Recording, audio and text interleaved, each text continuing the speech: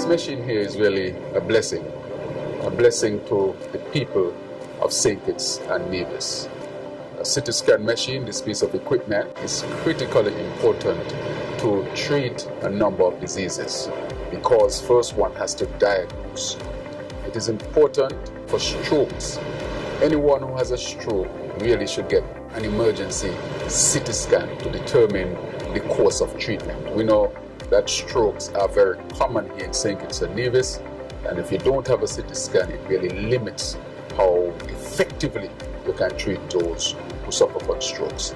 The other thing that this machine offers is to be able to diagnose heart disease, especially the blood vessels around the heart. We don't have the capacity to fully diagnose these to determine the course of treatment, but this machine has the capacity to do that. This piece of equipment is critically important and fundamental in making sure that we can improve treatment of youth citizens of St. Kitts and Nevis. And all this is really towards our upgrading of our hospital, towards becoming an accredited institution. We're on a journey of accreditation, and therefore we must tackle the issues here from all perspectives, whether it is the physical plan in terms of equipment, human resource development, and customer service, which I think is very, very important. So I want to implore on all of us who are involved in this, those who are here in the leadership position, those who would work with this machine, to care the machine, to take care of this machine, to really appreciate what this machine will do for our people, so that at the end of the day, we can make sure that healthcare gets to where we want it, which is to satisfy the needs of our people.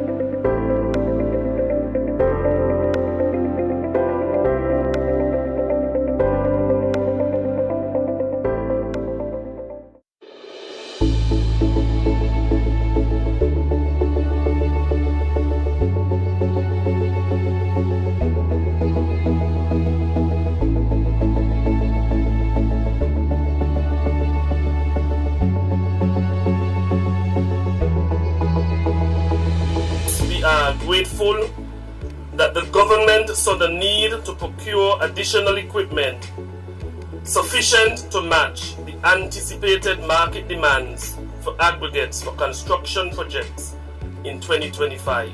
It is with great pride that today we celebrate a significant milestone for the government of St. Kitts and Nevis with the commissioning of a newly upgraded government quarry. We are pleased to share that we have now commissioned 3 other critical pieces of equipment: the secondary crusher and the screening plant. Additionally, the rock back truck that you see on my right. With these new additions, the quarry's output is set to increase by over 300%. This incredible boost in production capacity will ensure that we can meet the demands of future infrastructure projects, avoid costly delays, and most importantly, reduce construction costs. The impact of this upgrade cannot be overstated. The quarry produces aggregates, materials like stone dust, half-inch stones and three-quarter-inch stones that are vital for the production of concrete and masonry blocks.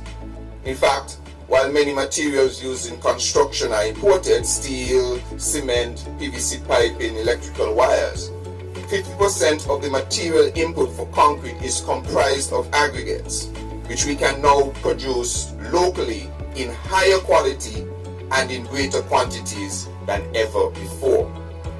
With the commissioning of these new additions, the power screen secondary crushing plant, the power screen screening plant, and the rock back truck, we take yet another step forward in enhancing the efficiency and productivity of our quarry operation.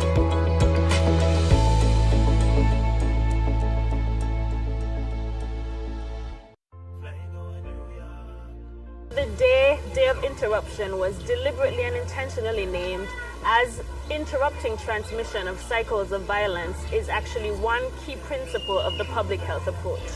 And so in all the schools, public and private, primary and secondary schools, we had the commitment from the Ministry of Education to host special assemblies that focused on the theme of anti-violence and crime. Me don't know about you, but me love think it's bad. I want you to remember that you are very special and never allow anybody to make you think less than who you really are. I want to say to all of you that we care about you. We want peace, tranquility in your schools, and we want you to concentrate on becoming a good citizen, a good human being, building St. Kitts and Nevis to become a sustainable island state. I want to thank all those who participated, all of our key stakeholders. Special thanks to the Ministry of Education and of course to our children and young people who were so receptive to all of the messages around making sure that they say no to violence, say no to drugs, but say yes to peace and yes to kindness.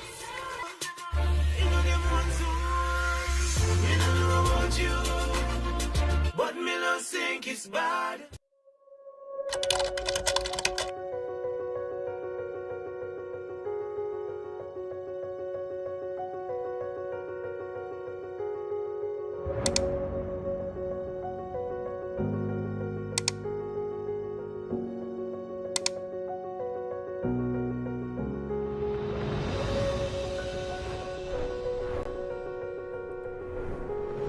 During the last year, we have come a long way. We believe in building a country that is sustainable. We have created opportunities to empower, uplift, unite, advance you. Together, we have worked to cross hurdles and deliver great results. 2024 was our year to invest, plant, plan. 2025 is our year to grow, gain, benefit, reap.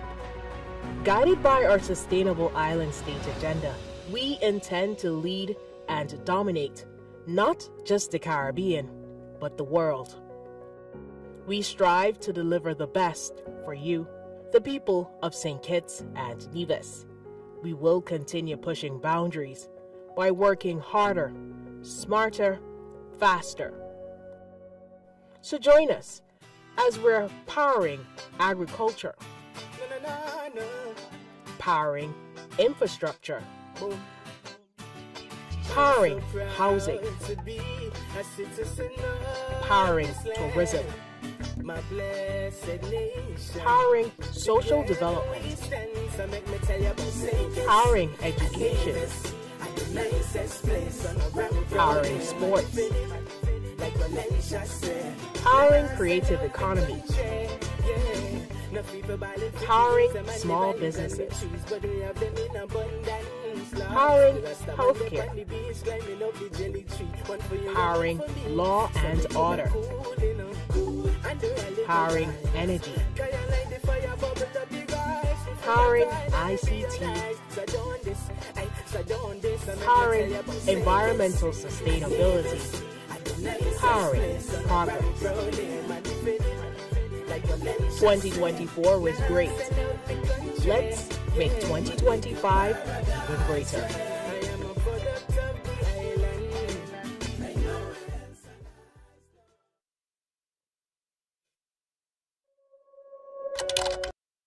Please stand for the playing of the national anthem.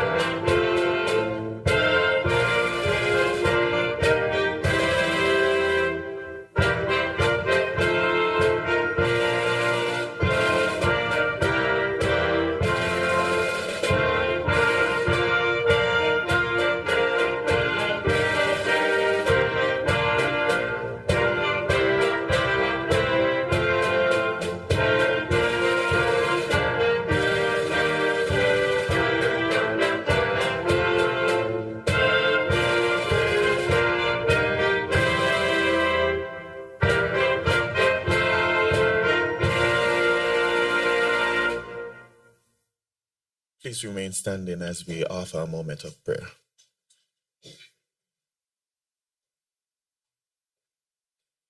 Heavenly Father, we pause this morning to give you thanks and to give you praise.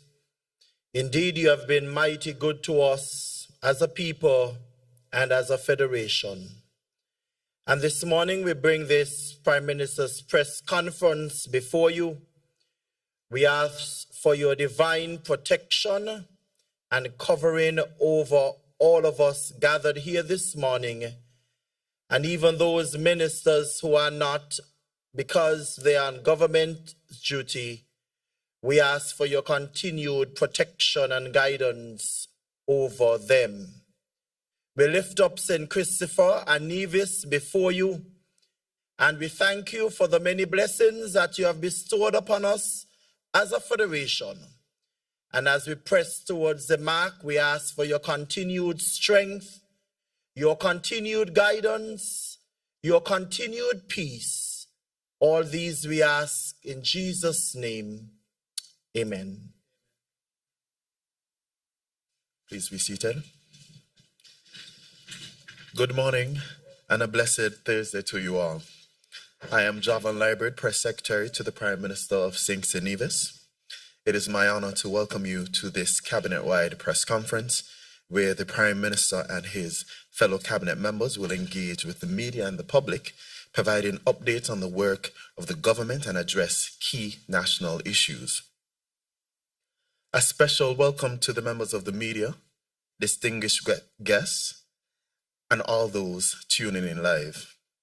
Today's press conference is being broadcast across multiple platforms, including ZSZ Radio and Television, Freedom FM, Win FM, Von Radio, TVC on Cable, Channel 40, Tel TV, St. Martin, SKN Newsline, and CBN TV and Radio in the British Virgin Islands.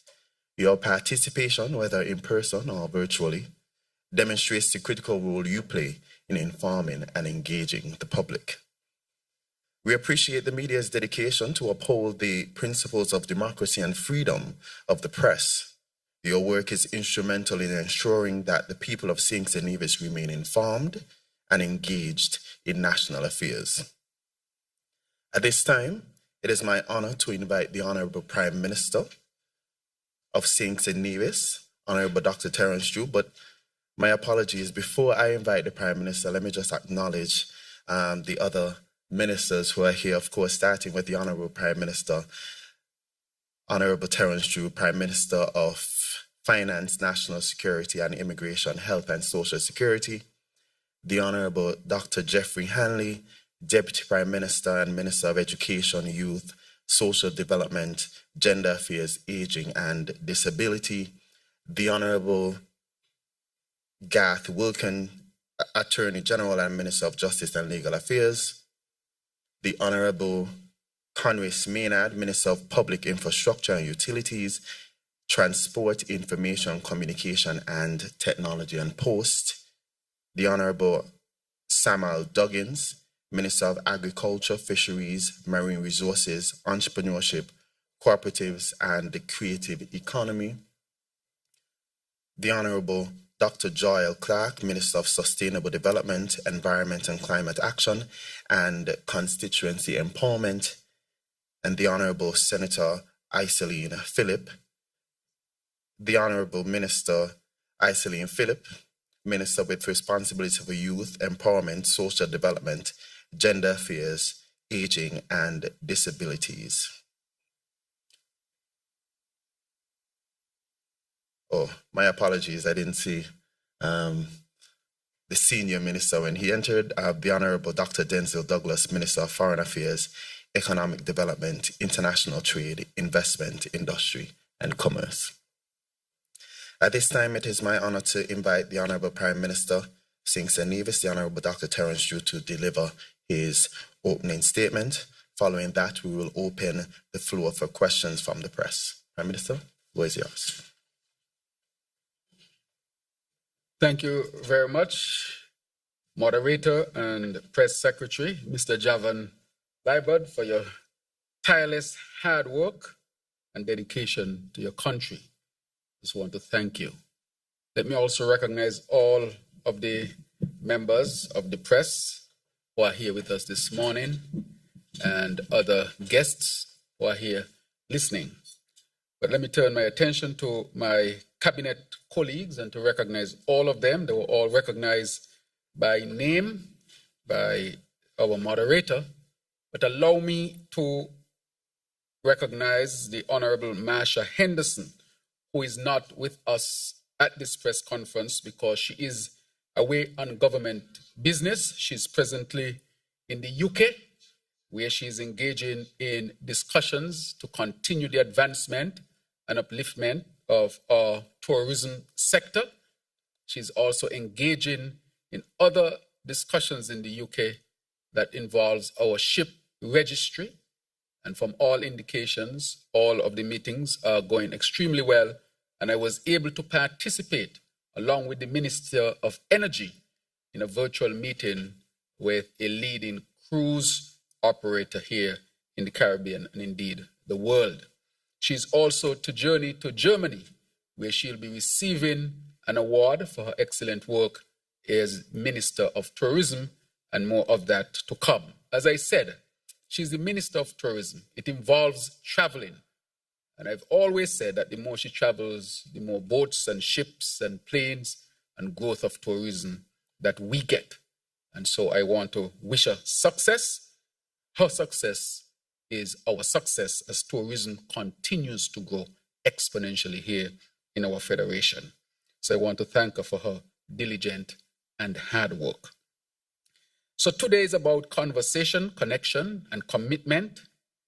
Your government stands before you. We stand before you to engage and to answer your questions and update you on the work being done to move this country forward.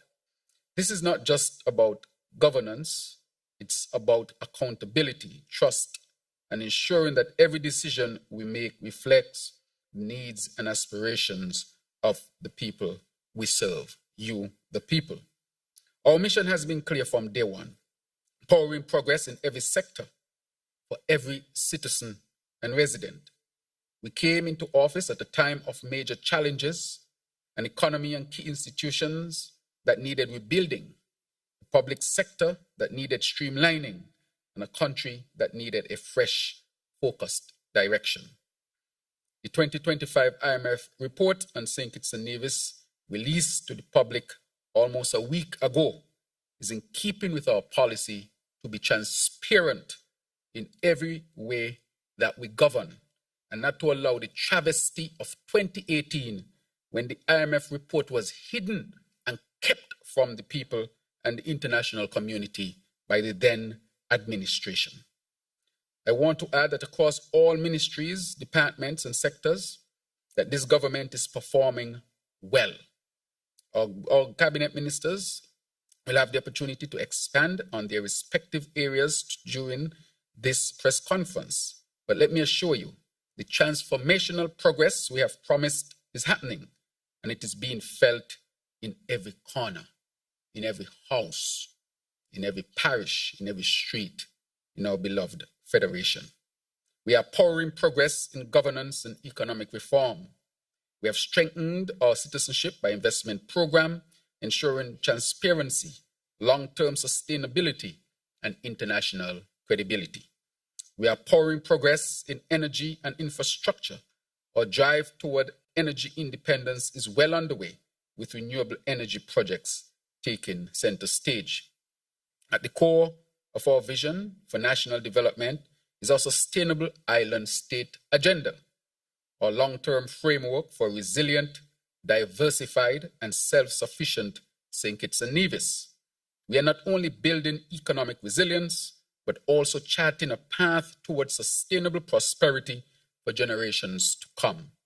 Our approach is bold, strategic, and forward-thinking, one that prioritizes sustainable economic expansion and diversification, SEED, as a means of ensuring continued investment, job creation, and economic stability. We are powering progress in social development. We understand that economic growth must be inclusive, And that is why this government has invested over $320 million in essential subsidies and social programs, from the Budget Boost Wallet, BBW, or JAD as it's now being called, which provides direct financial relief to workers, to the VAT relief holiday, and also when we address the issue of wages. We are pouring progress also in healthcare. The construction of the new JNF General Hospital is on its way, a climate-smart, state-of-the-art medical facility that will provide world-class healthcare services right here at home. But while that is on stream, we continue to invest heavily in our present JNF and healthcare system, because we have enhanced our emergency care capabilities, where we had training of all of our staff, medical staff at the JNF hospital who work in the emergency room, led by Dr. Maloney, a national of St. Kitts and Nevis. She went to school here, grew up here, who is now a specialist in emergency room at Rutgers University, who through a collaboration brought her team down to help to enhance our staff at the emergency room. I want to thank her very much and to thank her team for taking the time, their resources, their knowledge, and the process continues as we strengthen our emergency room delivery. We have also launched a brand new CT scan unit, which is a 128 slice CT scan with injectors, the most modern of CT scans from this Philips line of CT scans. There are only about 4 of them in the whole Caribbean. Just so happen that 2 of them reside in the Federation of St. Kitts and Nevis, 1 in Nevis and 1 in St. Kitts. This will help our diagnostic capabilities and thus treatment possibilities as well for our patients. We also have the MRI unit, which is to be completed soon, so that we can have, for the first time in our history, an MRI, one that will also be state-of-the-art, that will be publicly owned and be used to enhance our people's health. We have also prioritized training as was discussed. It is fundamental. We are also empowering progress in tourism and international recognition. Our tourism industry has rebounded significantly since COVID-19, with visitor arrivals increasing year over year. And I must add that one of the things that held us back was the decision by the then government to keep St. Kitts and Nevis closed down up to August 6th, when we made that decision at Marriott Hotel. So we are seeing the rebound of the tourism sector, and I must thank the Minister Henderson and her team for their significant work. And just this week, our destination was honored with the Destination of the Year, Hidden Treasures, an award at the Pacific Area Travel Writers Association, PATWA, International Travel Awards during the ITB Berlin event. This is where our minister would receive her award. This prestigious recognition is a testament to the remarkable work being done in the tourism sector, a sector that creates jobs, fuels our economy, and showcases the beauty and hospitality of our people. More than just an award, this represents the growing global prominence of St. Kitts and Nevis and our unwavering commitment to positioning our country as a leading sustainable tourism destination. We are pouring progress in housing and community development. We are also pushing forward with what we will call GSIS. This is helping us to advance our Sustainable Island State goal.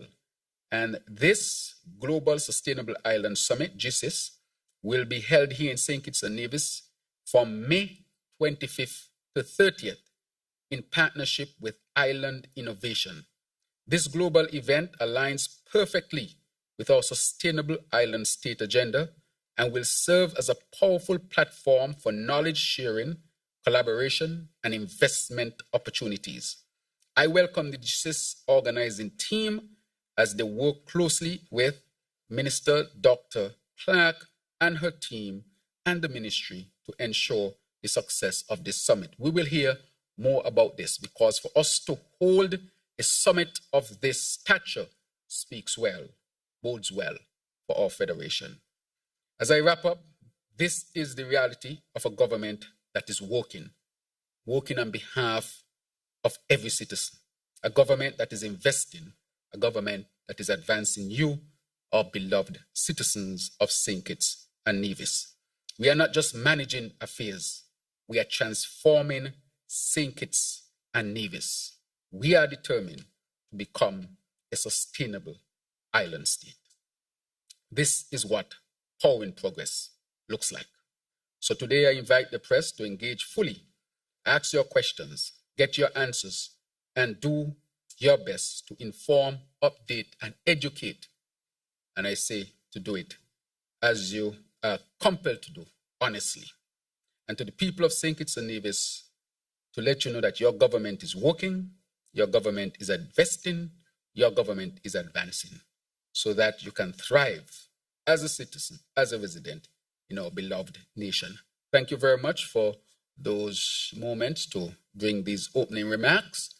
And I will now invite the press who would have the opportunity to ask questions. I want to say to all of you, we have all of the ministers here except the Honorable Marsha Henderson, who I've explained is away, and so you can ask questions pertaining to any of their ministries. You normally get a chance to sit around and talk to me and ask me questions for 2 hours plus, so this is an opportunity for you to engage the rest of the ministers so that you can fully understand that this is not a one-man's effort. This is a team effort. This is the A-team that is bringing you a sustainable island state, better living for all our people. Thank you very much. Thank you, Prime Minister, and I'll follow the Prime Minister's lead. We'll move straight to entertain questions from the media, but before we do so, a few reminders for the proceedings. All questions will be directed to the Prime Minister, who may delegate responses to the relevant ministers. When posing your question, of course, please state your name and the media house you represent. And each journalist will be allowed to ask 2 questions per turn to allow for smooth flow and ensure that as many voices are heard as possible. Thank you, Mr. Moderator. Good morning, Prime Minister and Honourable Ministers. I'm Ebony Brandon, SKN Source. My question, the first one, has to do with the unfolding drama around the Eastern Caribbean Central Bank that's unfolding right now. There are stories floating about a home at Beacon Heights, and while all St. Kitts and Nevis is not directly involved in the central bank's use of their funds, we are a member of the Monetary Council, which initially approved the project.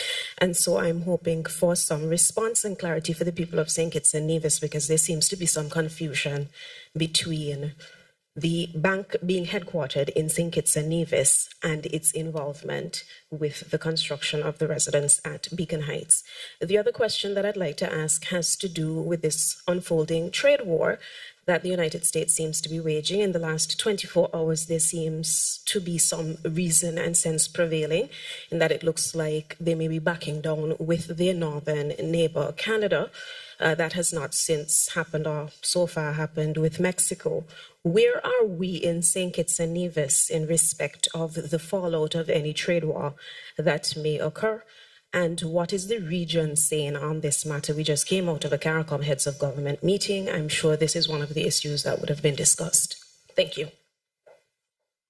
Thank you very much. So she asked 2 questions and never answer. Okay, Yes. good. With respect to trade, the senior minister responsible for foreign affairs and trade, ETAL, the Right Honorable Dr. Denzel Douglas, is here. So he was at the CARICOM meeting, so he would answer that one.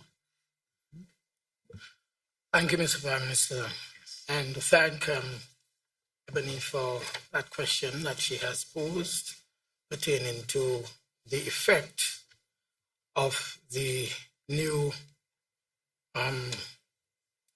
presidential statements that have been made on the matter of trade and how these can be affecting us.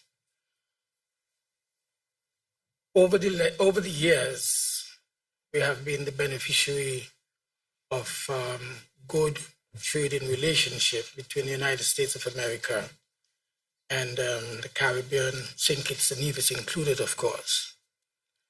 We remember the Caribbean Basin Initiative, which was established since in the early days of Reagan and other presidents of that nature, and gave us favorable trading conditions with the United States. There was a time when our manufacturing sector in particular would have been the beneficiary, and companies which were established in St. Kitts and Nevis and which might have originated out of Puerto Rico, for example, were tariff-free when the goods entered into the US market. That has changed dramatically over the years. And so the effect on St. Kitts and Nevis really will be the effect as a result of the fallout from countries which would have traded with the United States and who in turn we buy goods from. For example, most of our goods come through ports like Miami, St. Thomas, and of course, New York, etc. What it means, therefore, is that it is expected for us to pay higher prices for the goods that would have been imported through any port or from ports of origin where increased tariffs would have been placed by the announcements made by the President Trump, within 100 days of taking office for a second time in the history of the United States.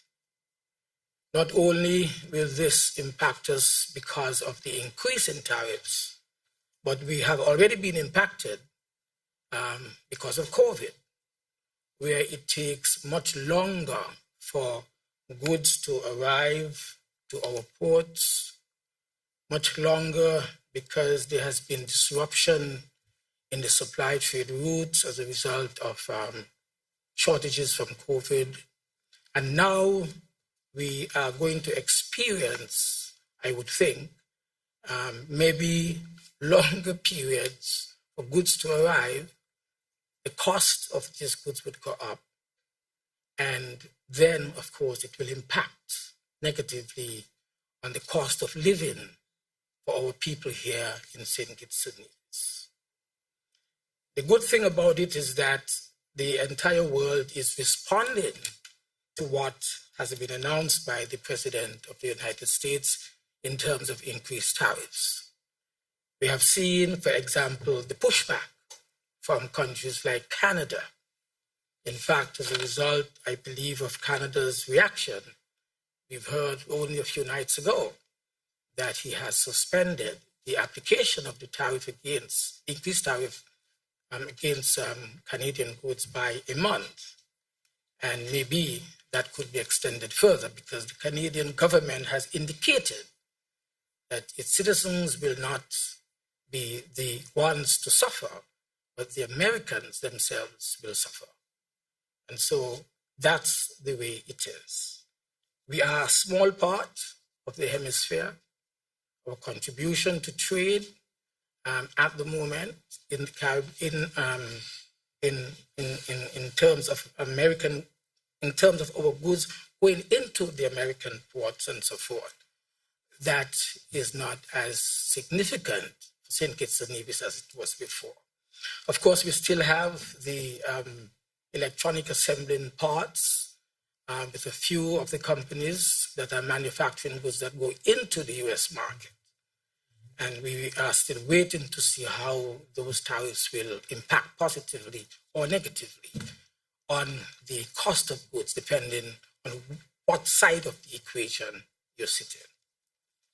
I think let's stop here.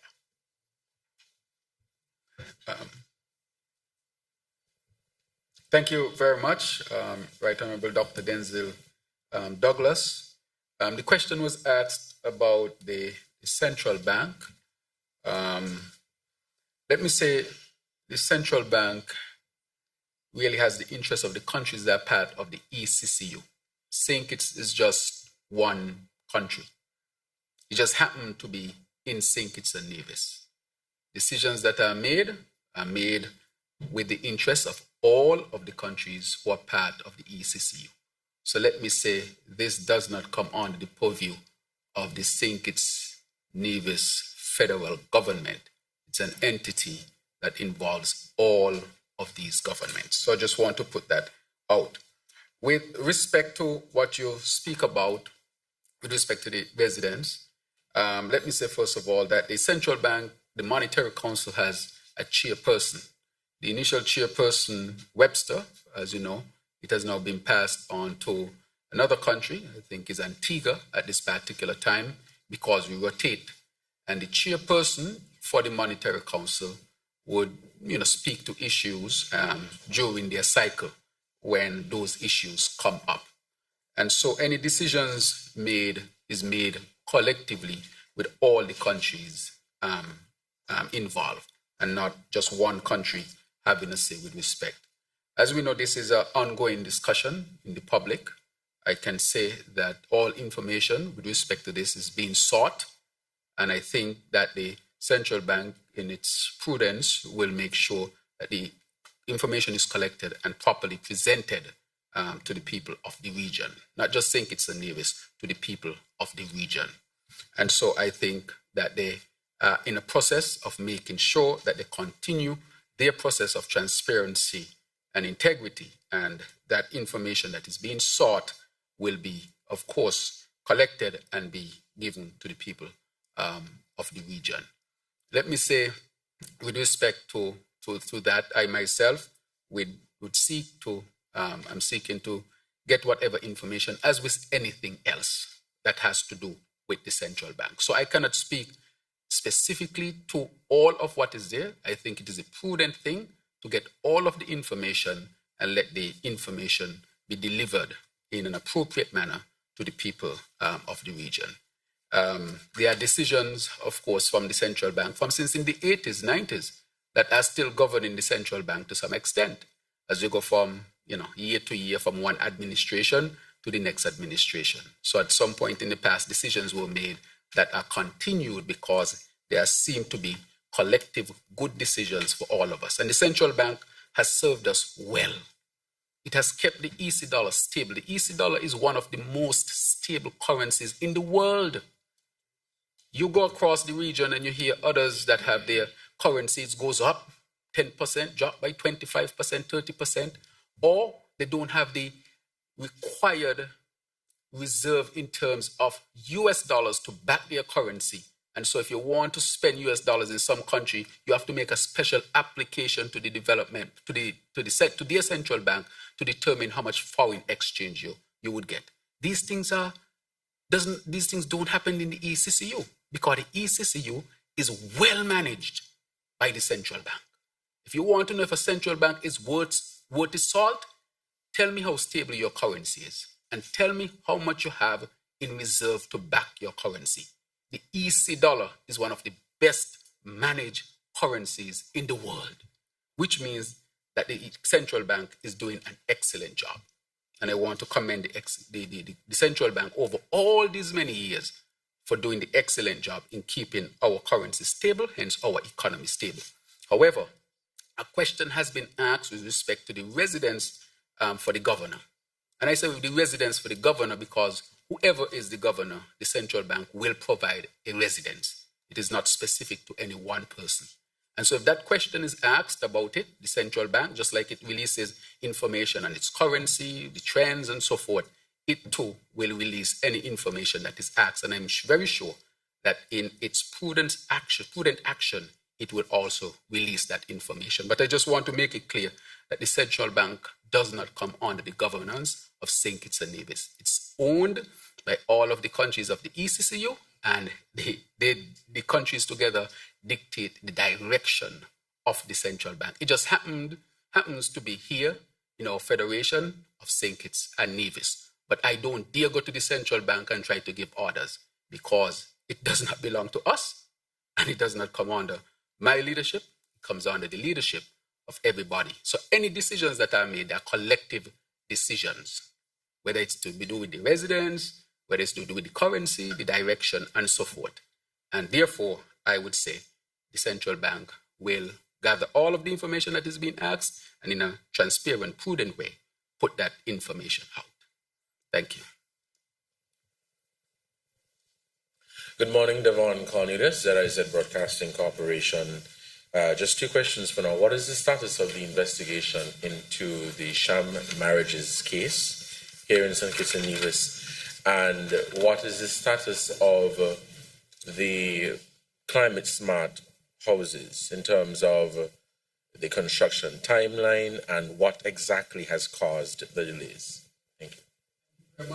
With respect to the sham marriages, I will pass that question on to our Attorney General, the Honorable Garth Wilkin, and with the housing, the Minister of Housing is also here, who would attend to that question. Attorney General. Thank you very much, Prime Minister. Good morning to everyone. When we took office, we discovered that there was a sham marriage industry that was happening between council, lawyers, and the ministry at the time.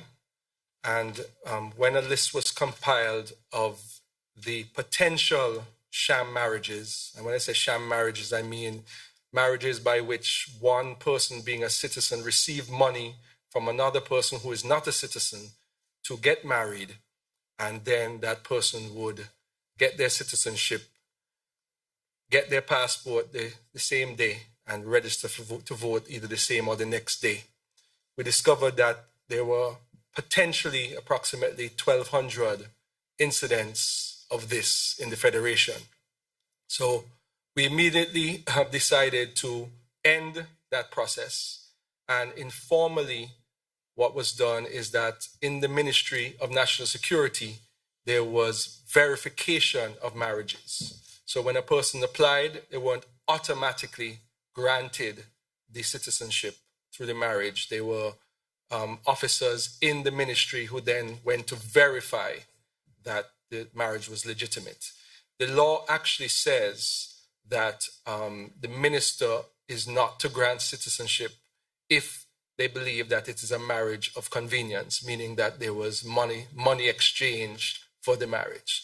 So that informal process then evolved in July last year into actual regulations which now govern the process of applying to become a citizen of St. Kitts and Nevis through marriage. When a person applies, the ministry assigns a marriage verification officer to the case. That marriage verification officer then conducts investigations, interviews. They can show up to your house, see if you have pictures of you, your wife and a dog, to determine whether it's actually a legitimate marriage. And they can also look at additional information. So I'll give you an example, which we discussed when we were crafting the regulations. For example, if someone was married to a citizen in the US and they lived in the US for 20 years, say the person was married to an American, and they have now retired and they've now come back to St. Kitts. And now that they've moved back to St. Kitts, the Kittitian wife, for example, wishes for her American spouse to now become a citizen of St. Kitts and Nevis. They show up at the Ministry of National Security and they make their application. The marriage verification officer is assigned, but that couple has 3 children, 2 of whom have finished university or working, 1 of which is in university. They have a house in the US. They have a house here. It is clear they have pictures of travel and cruises for the last 20 years. It is clear that they are legitimately married. Then the process can be done fairly quickly because the marriage verification officer can conduct the verification on that information and then the person could be granted. So there's no longer this informal policy of waiting for a certain amount of time. It is whenever the marriage verification process is completed. And the marriage verification officers may say, we need more information to be able to confirm that this marriage is legitimate. So we have closed that loophole. Now that we have done so by regulations, which have the force of law, It is now for the DPP to do their investigation.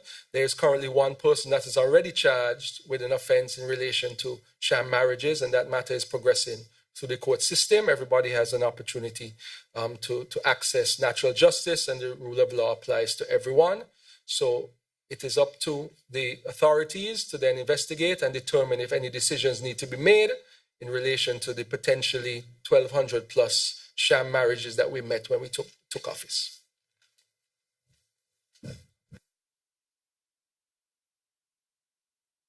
Yes, the Minister of Housing, go ahead.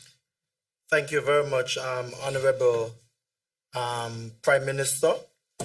As a government, we have made a commitment in delivering for our housing solution promise, and this continues. NHC continues with this mandate, ensuring that our housing solution is met. To date, NHC would have completed and a few under construction, just about 140 homes, which is the highest based on the statistics that they have at the corporation that has ever happened within the 2 year and a 2 year and a half span. Directly to the question that was asked, as you know, as a country, we engage the East Coast Housing Development in assisting us in delivering some homes. Unfortunately, the 600 homes that we were anticipating, with all of the challenges that we might have been experiencing, not us so much as a government, but the investor, that has caused some delays.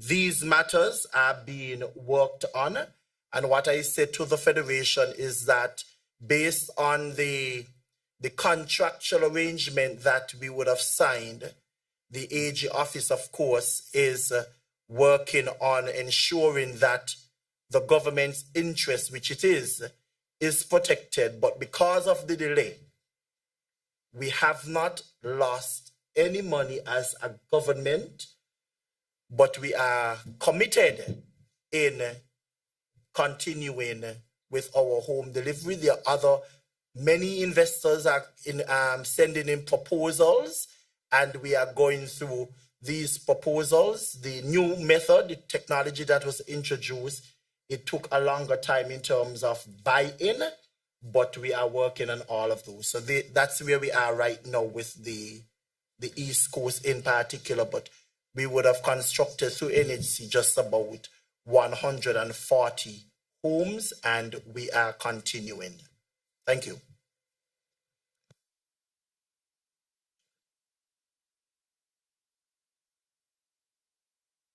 Good morning, Prime Minister and other Ministers of Government.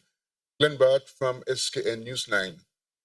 My first question relates to the Citizenship by Investment program, and it's intertwined with some of the developmental projects that Prime Minister spoke about in regards to Christopher Harbour and Katisha Hill during one of his roundtables. I think about 2 months ago, you indicated that by the end of February, you might have some updates on potential investors in those two major projects. Outside of that, I also wanted to find out all of the legislative and regulatory upgrades, enhancements, if you want to call them that were made during 2024. Some of it coming out of the meetings that we had with the European Union. Do you expect any surprises, any further surprises coming from the European Union standpoint that might impact on the potential inflows of revenue from the CBI program? In addition to that now, based on period of time that has transpired between those changes and now, what has been the impact on the inflows?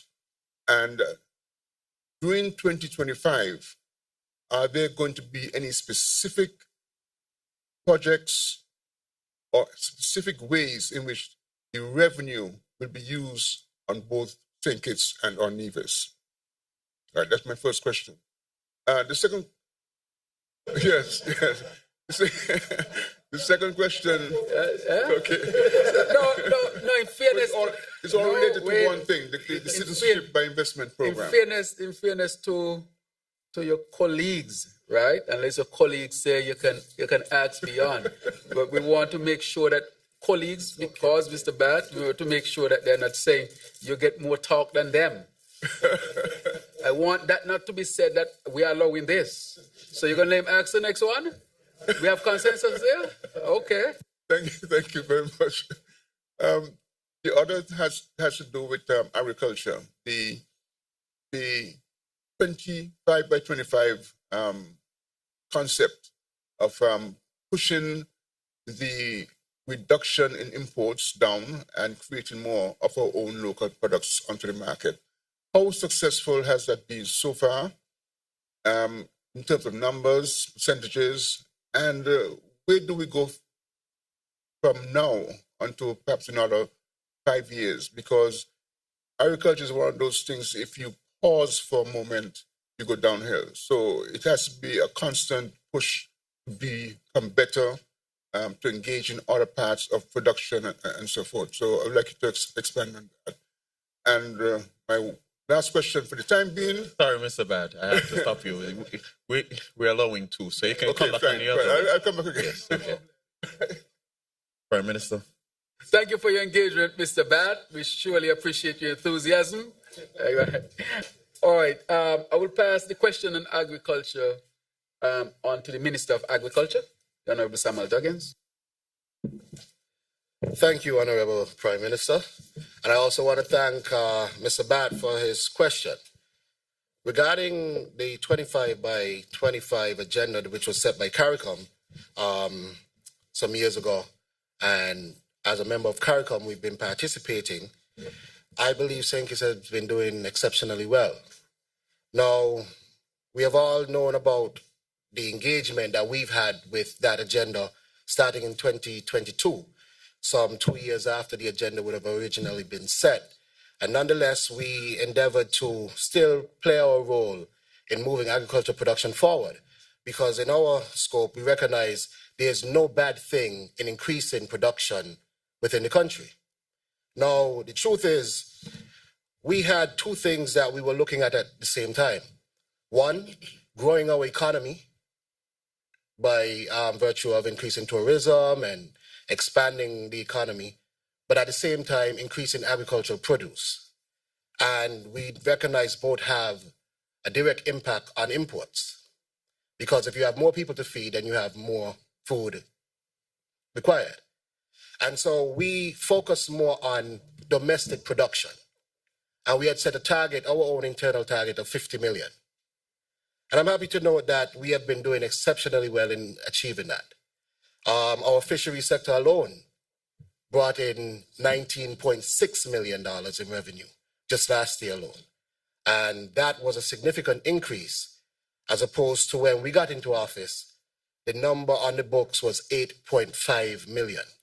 And you see, we would have doubled that revenue, more than double, over the last 2 years. We've seen significant increases in our livestock as well. And of course, we would have launched the largest planting program last year in the crop sector. Now, the bananas and pineapples that we planted last year are scheduled to be harvested throughout this year. Some of them are already in fruit. And we expect a bumper crop over the 2025 year. And I could tell you that we are very set when it comes to achieving that 50 million in revenue. However, the CARICOM itself has been considering shifting the date of the agenda. But of course, as a member, we would have to go along with whatever CARICOM determines. But from our domestic production, we have been doing exceptionally well. And I believe that is worth commending the farmers, the fishers, and also the livestock producers in the country. And of course, the staff and the people that work around the Ministry of Agriculture, Fisheries, and Marine Resources, because a lot of that hard work to achieve this in 2 years would have been on their shoulders. And I think they must be commended for really putting the effort forward in a short time and seeing the tremendous success that we've been seeing. Yes. Thank you very much, Honourable Minister. With respect to the regulations and rules around the CBI program, I'll call on the Attorney General. Thank you, Prime Minister. Mr. Batt, we have spent the last 2.5 years reforming the Citizenship by Investment program in St. Kitts and Nevis. And I say this without hesitation, we saved our program. We have part of that reform has been communication with our international partners. We regularly communicate with the US, the UK, and the EU. Just this January, Prime Minister and I and the head of the unit attended a 3-day session roundtable with officials from all of the CBI countries in the Caribbean, as well as all of the head officials from the UK, the EU, and the US to discuss the way forward. We are friends. We are working together on it to maintain the programs, not just from our local perspective, but from a regional perspective. One of the most important elements of that is the regional regulator. The central bank has taken the role of coordinating the independent regional regulator for citizenship by investment programs. A consultant has been appointed. The consultant is in office. The consultant met with the Prime Minister this week, met with me, met with the CIU and other stakeholders. They started in St. Kitts Nevis, and then the consultant is going to navigate through the other 4 countries. And after that exercise, the consultant is going to create legislation, model legislation to regulate the CBI in the region. So that is one of the agreements that we made with our international partners to be able to maintain CBI. And I can, based on your question, is there anything that could impact? No one knows, especially in the world as we're seeing it in the last few days alone, what can happen in the future. But what I can tell you is that the moves that have been made by St. Kitts and Nevis and our 4 other CBI countries in the OECS has been monumental when it comes to this program. And we have done everything within our power to maintain our programs and to be considered as good actors when it comes to the migration industry.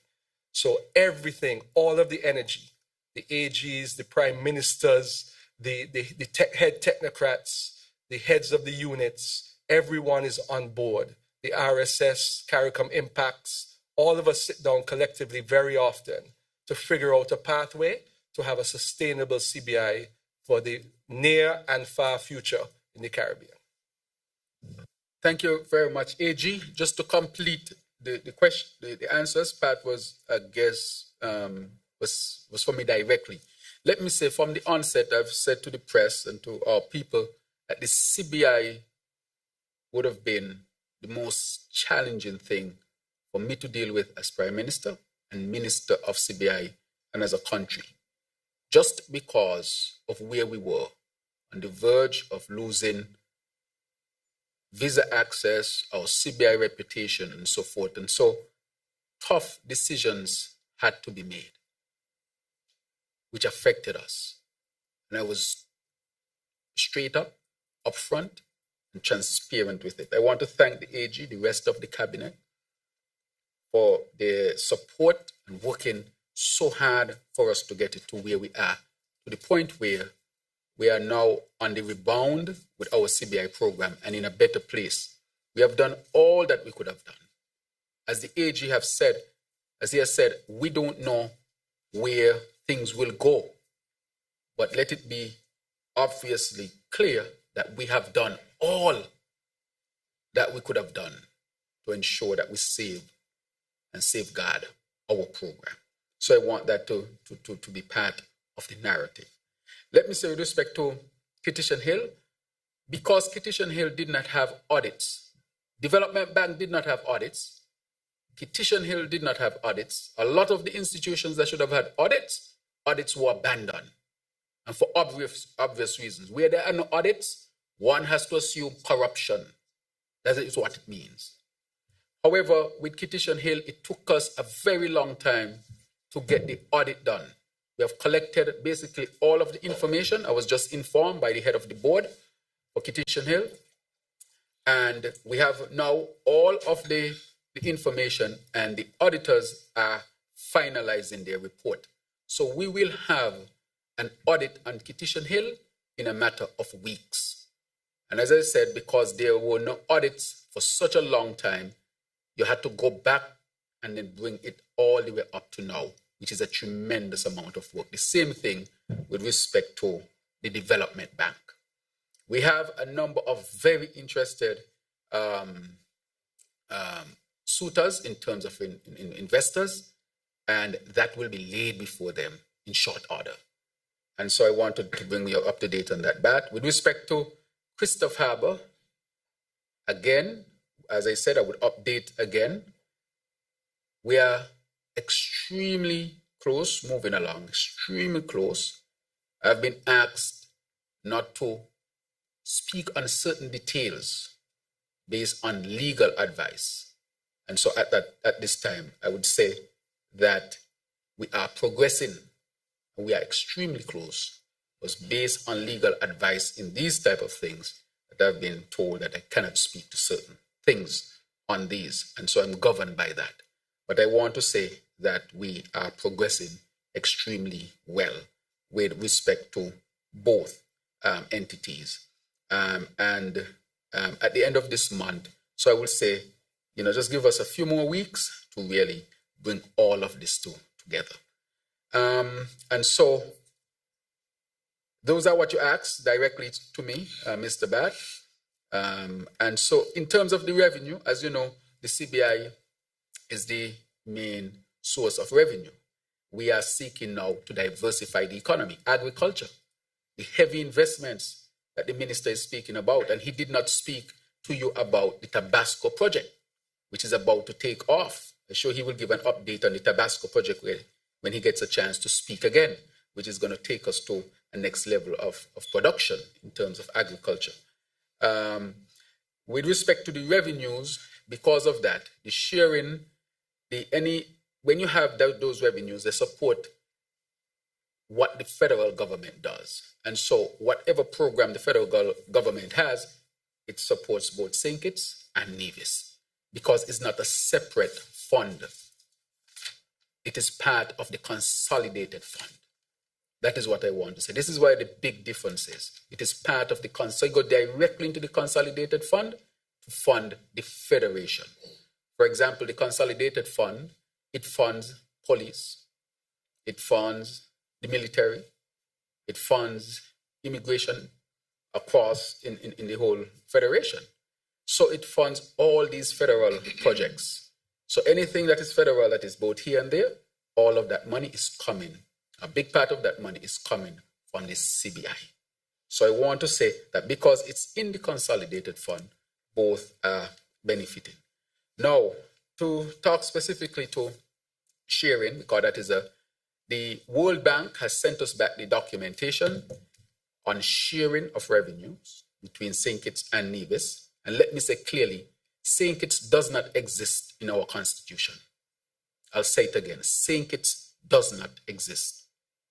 Nevis exists, St. Kitts and Nevis exists, but St. Kitts does not exist.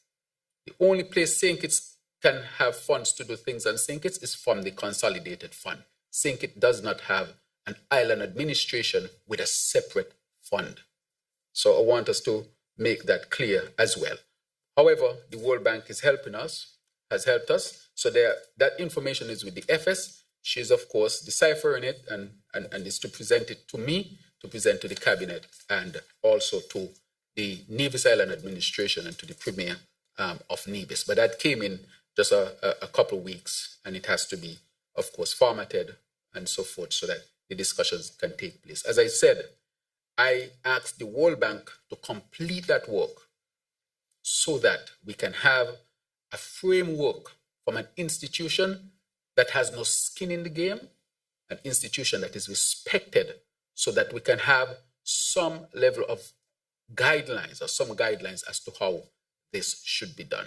Just to let you all know, the Constitution only speaks to revenue from tax collection It does not speak to revenue from non-tax collection, which is the CBI, because it is assumed that the tax collection goes into the consolidated funds. But the non-tax, in far as the CBI is concerned, that too goes to the consolidated fund. So it's something that definitely has to be sorted out. Okay, so I want to thank you very much. Go ahead. Thank you very much, the Honorable Prime Minister. My name is Peter Ngunjiri, freelance journalist. And for those who feel that they don't know me, you could ask the PM. I live in his neighborhood, although I vote in number 2. My first question is actually a follow-up on what Ms. Brandon would have asked, because long before Mr. Trump came on the scene, the government here in St. Kitts and Nevis had decided to assist people who are going through difficulties, like the budget, the BB budget boost, a reduction of VAT. But now, I mean, those are workers. The question I'm trying to find out is what specifically is being done to assist small businesses who do a lot for this country. And I'm asking that coming from the fact that the minister we have here who is in charge of small businesses, I can vouch and say that he has done more work for small businesses than any other minister before him. Have been dealing with small businesses since 1999, and I've seen the way the Honorable Samuel Daggins has promoted small businesses. So now looking at what Trump is expected to do to us, what is the government going to specifically do to assist our small businesses who will be greatly affected by those tariffs? The second question, I'll reserve it. And in doing so, I'm not saying that nobody can answer it here, but the person who I would have wanted to answer it is not currently present. Thank you very much. Thank you very much for your question. And I would ask the Minister of Small Business to elucidate on the question about what will be done for small businesses or what is being done for small businesses. Thank you again, Mr. Prime Minister, and I want to thank you for that question as well, Peter. Now, over the years, we've been really focusing on the development of the small business sector, as we recognize that that is the backbone to any thriving economy. The truth is, for a small country like St. Kitts and Nevis, we recognize that the small business sector has to do 2 things.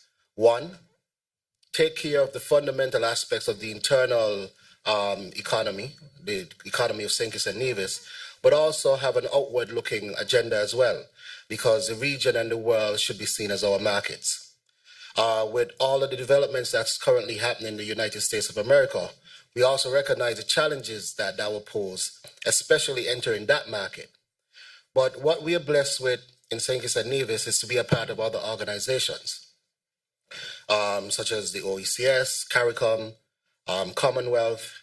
We also have a number of diplomatic relations across the world that are serving us very well in a number of ways. And so from the Ministry of Small Businesses end, we recognize that capacity building is a critical component to any future development. And we have hosted monthly training sessions for our small businesses to ensure that they are ready to be on the agenda for export. Beyond that, we have also been working along with financial institutions, most notably the Development Bank and National Bank, to provide facilities for affordable credit for small businesses, because that's another area where small businesses really need support in having the right funding to enact their activities and scale up on a massive level. I am happy to note that some of those projects are currently undergo and will be unveiling new ones shortly, and small businesses will have access to greater funding. But beyond that, it was just yesterday that I had a conversation with members coming out of the Commonwealth. And I think it would be instructive that the Minister of Trade also speaks on some of the activities that are likely to happen over the next few months in the region to bolster trade among the region and with our diplomatic partners as well, as he's also the Minister of Foreign Affairs. Honorable Dr. Denzel Douglas, on trade.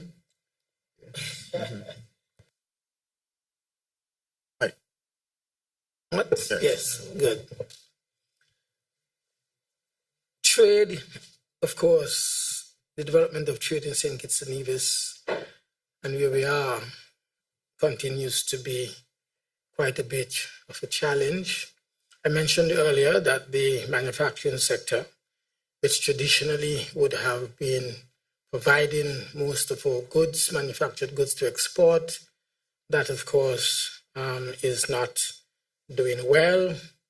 The traditional exports, therefore, have dwindled, but we still have some promise in the future.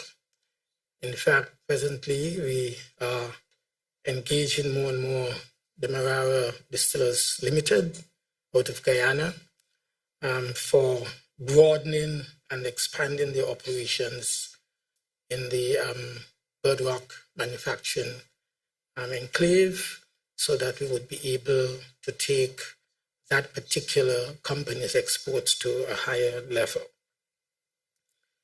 We continue, of course, to recognize the electronic assembling activities that we have. That also has not grown, but we believe that in the future it will grow. In fact, I had the opportunity yesterday to speak with one of our new honorary consuls out of Pakistan, who has identified 3 areas that they can assist St. Kitts and Nevis with regard to its trade. We were looking at textile that needs to be properly analyzed.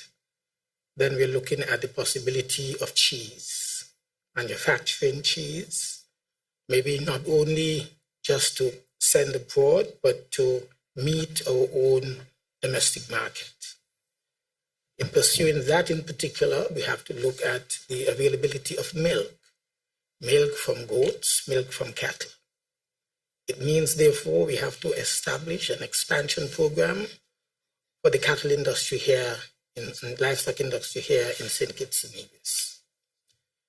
Then we are concentrating to some extent on what we can do with regard to high-tech technological activities in the industrial estate so that we can buttress what we have been doing for years in terms of the electronic assembling stations that we have.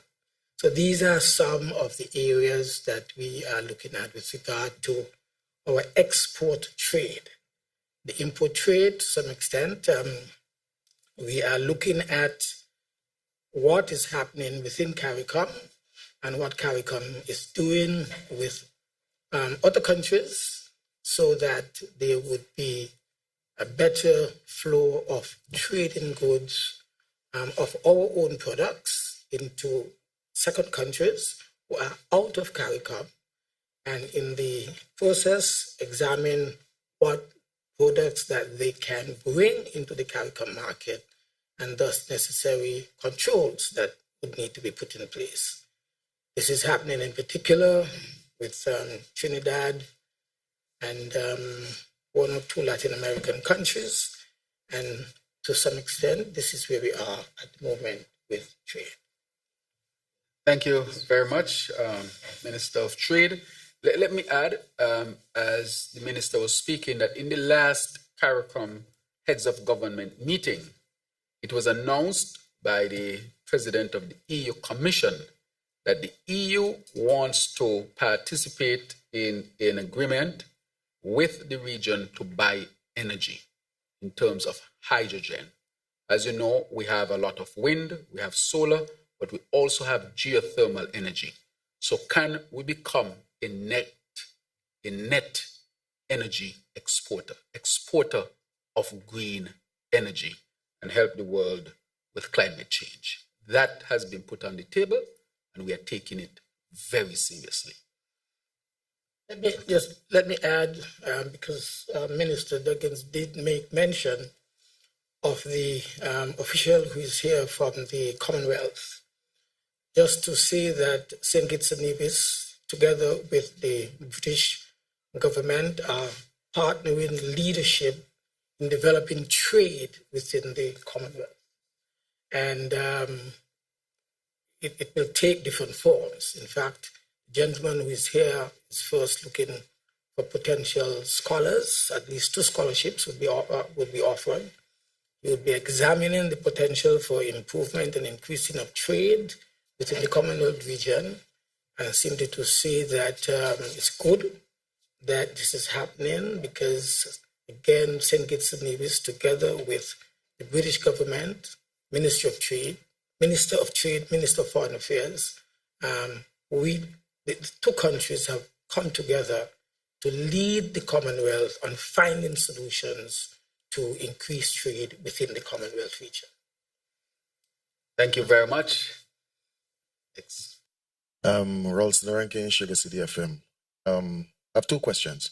Honorable Prime Minister, at your last round table, I asked the question, how much is it costing the government to utilize the JAD to pay the budget boost wallet? You did not have the information on hand at that time. So I'm hoping that you have it today, if possible. And also, can you tell us the funds, where is it coming from, the CBI, Social Security, or elsewhere? And the feedback, it's, I would say a balance, negative and a positive in terms of using, the app. Because obviously I would have to ask and do a survey when it comes to that. And I personally must say I don't have a problem with using the app. I'm just relaying the question that is given to me by the public. And my next question, which would go to the Honorable Minister Congress, I've had some complaints about persons seeing an increase in the electricity bill. In all fairness, I would have to ask them the question, are they doing the things they should be doing to help reduce, the cost in electricity? And, they've been saying yes, they've been plugging out stuff and they haven't had any extra appliances and so forth. So what I did, I put it to the test. For the last 2 months, I pretty much did the same. And I did see a little, increase in my electricity bill as well. I'm hoping that you can shed some light on that as to why that might be happening. If it's a meter reading problem or so forth or whatever the case might be. And also you can shed some light on the scale-up operations on persons' appliances, being damaged, if there's claims for that. In all fairness to Skelec, I know they do put out when they're going to be doing maintenance work, so persons would have to protect themselves and their appliances for that. But if it's a case whereby that wasn't happening, could you speak on if persons can add claims to that? Thank you for now. All right, thank you very much. So I'll pass it on to the Honorable Congress Maynard. Thank you very much, Mr. Prime Minister, and thank you for the question. Thank you for everybody to be here. I think the first point to make is that there has been no adjustment of the tariff rate for electricity for residential or for commercial. There has been no adjustment in the tariff, and we don't foresee any upward movement on the tariff at all. Our intent in getting involved in renewable energy is to see the tariff go down. So this will have to be a case of usability or usage of the electricity. So what you would have to do is to look at what your actual usage is and see if the usage itself has increased. So it's not sufficient to just look at the price, but look at your usage. How many kilowatt hours did you burn in the particular period? Also, look at the billing period, because sometimes you can have a period that is, say, from the 1st of a month to the 28th of that month, and the next reading maybe is from the 28th of that month to not the following month, but the 5th of the other month. So the time period is longer for calculation. So you have to look at those details, because at present, all of the bills are not billed exactly at the same time. So you may have a meter reader that reads it in 28 days. You may have one that reads it in 30-something days. But the important thing to look at is the usage and the rate. You would see that they have not changed. Another reason someone may see an increase is that many years ago, actually, under the former Labour administration, there was a savings encouragement scheme that was implemented at Skelec, where if you use under a certain amount of kilowatt hours or a certain amount of energy, you get a particular discount. So if, for instance, that I can't recall exactly what level it is, but let's say it's at 200 kilowatt hours per month or per billing period. If you used 199 kilowatt hours this month, and let's say you get a 50% discount on that. If the next month you use just 2 kilowatt hours more, carrying it to 201, then you pay your full price. So you may see 1 month that your price is low. This is especially for low users of electricity. You may see a discount, and it will show that you have a discount. And then the next month, you just use a little bit more, and you now are paying full price. So the key there is to try to keep it within that tier for you to get the discount. I want to also add that we are in the process, and we have secured all the processes to completely replace all of the meters in St. Kitts for Skelec. We have procured a new AMI meter by Itron, which will allow for the analysis of everything that is happening on the residential side and the transmission side. So those meters will now be able to tell whether the incident happened on the person's property or whether it is something that happened from the grid. So that is being done. I think there are meters already on the ground. We went to Parliament the other day just to secure the guarantee so that Skelec can loan. That's just an administrative position. Skelec obviously has to invest in its improvement, and it is doing its process to do that. And so very shortly, over the next coming months, persons' meters will be changed out to these very advanced new smart meters that will also allow for the interconnection of renewable energy that you will put on your property. So we'll be able to check to see what you're putting into the grid, and then be able to pay you for your renewable energy produced. So that meter is already, we've gone through all the processes to procure that, all of the procurement processes, etc., and that is now in train. I want to encourage persons that, yes, in terms of your property, you are responsible for the electricity after it leaves the meter, all right? So you must ensure that you protect all of your sensitive items. Something as simple as a storm with the cloud cover that we have can have an effect on the electricity, which you sometimes don't have full control of, where you can have lightning or anything close to that can send spikes to your system. What you have to do is to ensure that your sensitive equipment is protected. When you look at surge protectors, there are certain ratings on them on how high a spike they can protect. I would advise, it's not normally a practice, but anything you consider critical in your home, just put on one of those surge protectors, because that surge can come from anything. Could be an accident down the road that causes two wires to butt together. So you have to ensure that you do everything to protect your appliances. In terms of anything that has been damaged on your property, you have to deal directly with Skelec on that for them to investigate that issue to see if it was a global problem that they may have been at fault for, or whether it was an isolated problem after the investigation. So I'd want to direct everyone directly to Skelec to do those particular investigations. I hope I was able to answer most of those questions. Thank you very much, Minister. Very comprehensive. I looked at the face of a few of the reporters. And when you mention about the smart meters and that they will be able to sell, our citizens can sell renewable energy back to Skelec, I think you might need to spend an extra 2-3 minutes on it later on.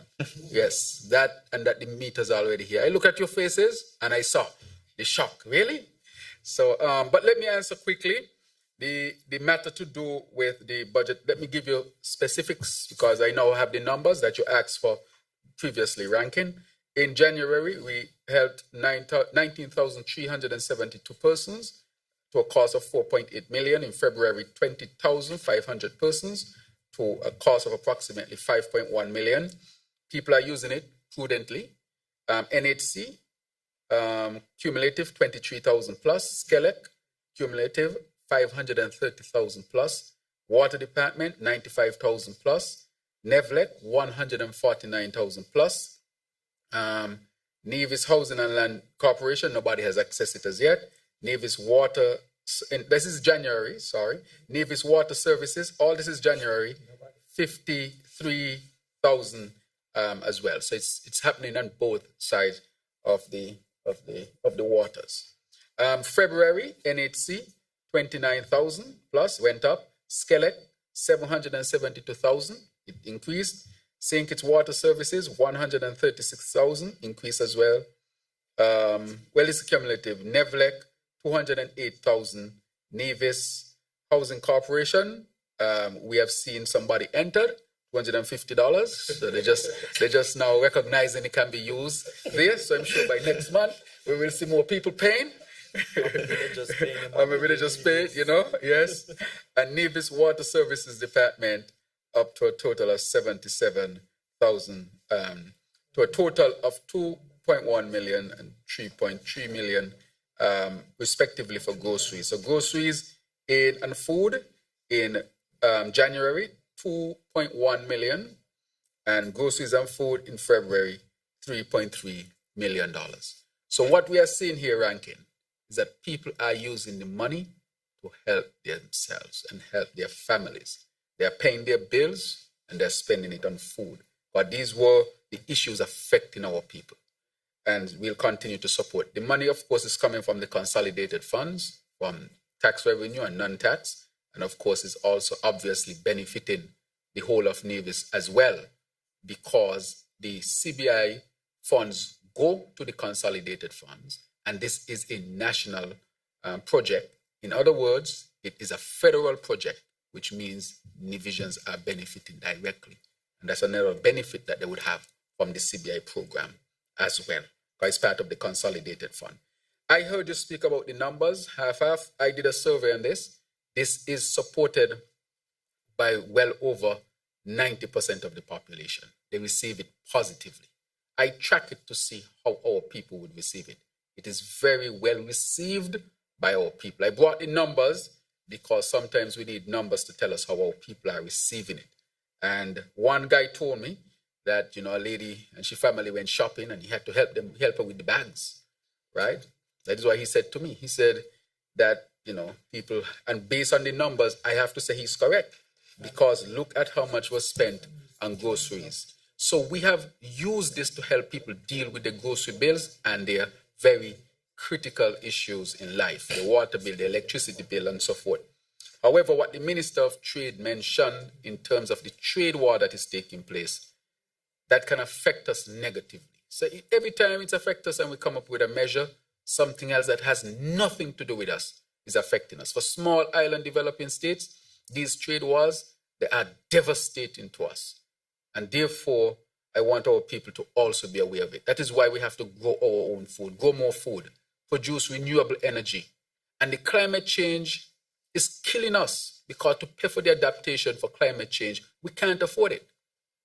And I'm sure the Honorable Minister, Dr. Joy Clark, will speak to that more as to why we need more help to deal with the issues of adaptation, building resilience, becoming less vulnerable, so that we can continue to thrive as an island state. So I want to say that we are dealing with all of these issues that are affecting us, but we are not looking excuses. We continue to work hard to find solutions. But And also, in addition to that, our people must be with us. And that is why we have to be transparent and open. When we have challenges, even if it's not good news, to say it. Because there will be challenges. Life is real. If we have challenges in one sector, we must say it. But always know that we are seeking for a solution. That is why the minister announced today that you'll be able to sell your renewable energy to Skellig. Innovative. And we are finding our own local solutions to the issues that affect us, and we have not created them, from climate change to international trade wars. Thank you. Good morning, Sherma Matthew, SKNIS. There has been quite a buzz in St. Kitts and Nevis concerning the single-use plastic ban, which began on December 31st of last year with the ban on importation of the T-shirt shopping bags. Now, March 31st this year, we are going to see the ban on sale and distribution of items. And is it possible for us to just get an update or feel or feedback on the engagement with the consumers as well as businesses where this is concerned? And the senior minister touched briefly on a partnership with Commonwealth.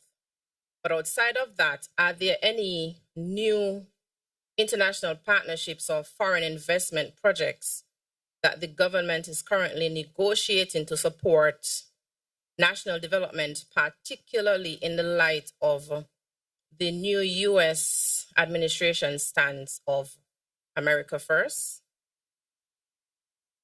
Thank you very much. I want to, of course, now give the opportunity to the Honorable Dr. Joya Clark, our champion for issues to do with the environment and climate, to really answer this question.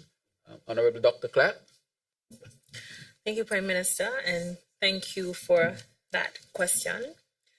The single use, I want to thank the media in particular, consumers and the chamber and other business entities for supporting the government's drive to ban single-use T-shirt shopping bags. We recognize that the shift requires more than just government saying what its intention is, but legislation also needs to support the single-use plastic ban. And so the Attorney General has confirmed that we will have a plastic legislation or regulation bill ready for the ban. The Minister of Trade will also be presenting to us and to the nation the international standards for biodegradable alternatives that all retailers and wholesalers can access to purchase the biodegradable options for importing to St. Kitts and Nevis. This has not been the ministry working in isolation, but working very closely with Customs and Excise, the Ministry of Finance, the Bureau of Standards, the Ministry of Environment, and the Chamber of Industry and Commerce to ensure that the approach, the deadlines, the timelines, and the education campaign all support a change and a shift in action. If we are to become and transition to a sustainable island state, then definitely we need matching legislation, we need policy, and we need political will, which is very evident from this cabinet, from this government, and we need the people of St. Kitts to be on board. So 31st of March, we'll be doing this together. I might just take a minute, Prime Minister, to greet the colleagues from Island Innovation who are here with us. We're bringing 300 plus folk to St. Kitts and Nevis, and they are coming here when we have our plastic ban. They are coming here to talk about sustainability, food security, water security, energy transition, and what better way to greet 300 persons who are interested, island nations who are interested in sustainability, than to come to a country where single-use plastic is no longer the norm. Thank you. Thank you very much, Minister, and I greet those from Island Innovations. Just to give some background, I was a keynote speaker at the event at Prince Edward Island in Canada just about a year ago. We sat down and we said that St. Kitts and Nevis is more than ready to host them here. It's an international forum, and it's of high prestige. And I want to thank the Honorable Dr. Jaya Clark again for championing this cause. Next question.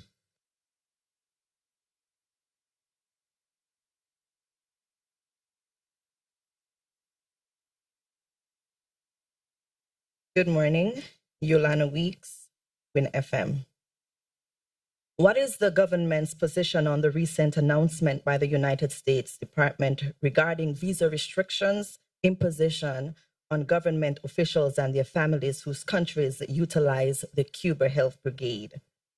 And now that the sports season has started, can you provide an update on the timeline for the completion of the Kim Collins Stadium?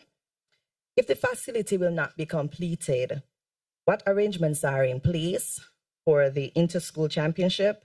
And if Nevis is being considered again, what kind of assistance would be given to these participating schools from St. Kitts?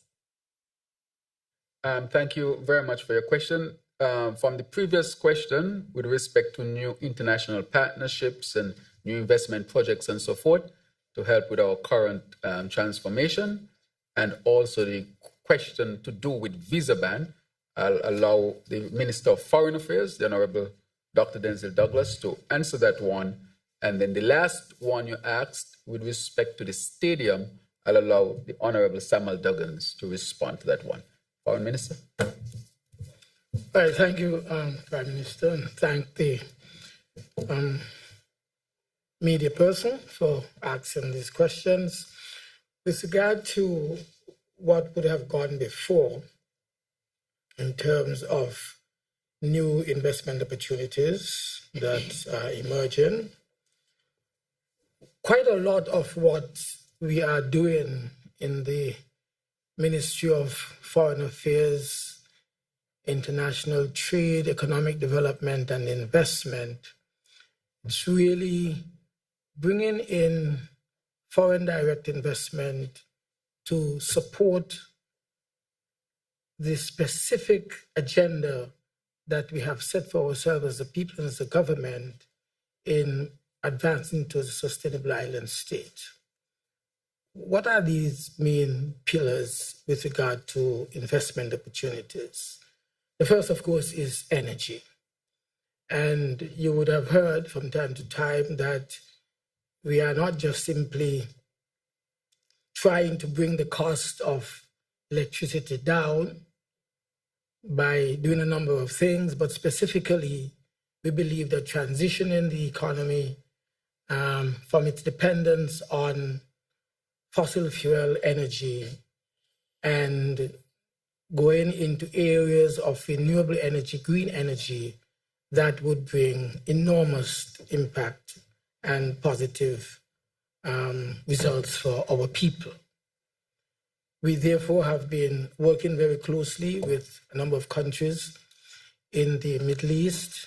In fact, just recently you would have had the joint press release from the Prime Minister and the Premier of Nevis with regard to the input of quite a bit of capital from foreign sources into the geothermal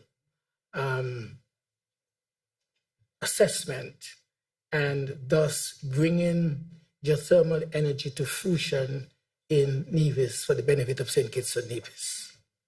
So that's an area that we are pursuing and attracting foreign direct investment. Apart from that, Skipper on a very regular basis receives a number of requests by investors to get involved in solar energy production. Again, diversifying, I would say, our dependence on fossil fuel and using now energy from the sun, solar energy.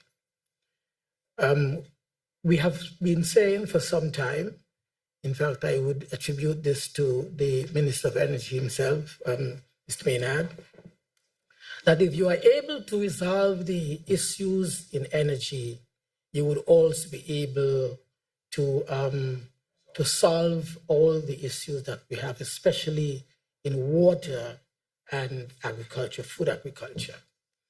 Because the desalination that we are pursuing in order to relieve the shortage of water in our country, that again is well supported by foreign direct investment. And so we can thank the Taiwanese government and the team that we have here, led by our ambassador here, for making tangible contributions in ensuring that this particular project is successful for the benefit of the people of St. Kitts and Nevis. And it impacts not only bringing running water, reliable and clean running water for our people, but also it will help in the irrigation that is absolutely necessary if we are to advance agriculture to the next level. So these are some of the areas of investment, apart from what we're doing in terms of education of our people, providing scholarship opportunities from foreign countries so that we would be able to be better trained. We are now looking at Morocco, a lot of the new areas for engineering that we are pursuing with our students in Morocco is in the area of energy and water, so that we have technically trained people on the ground to ensure that this works when it comes into being. And now the last question, the last part of the question pertaining to the threat that has been mentioned by the Secretary of State, that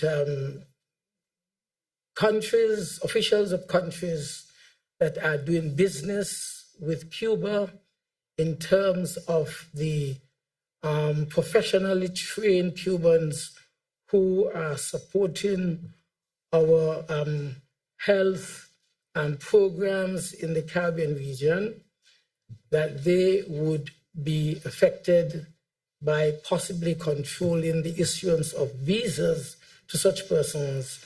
This is a matter that we have taken very, very seriously as a government and also as a region.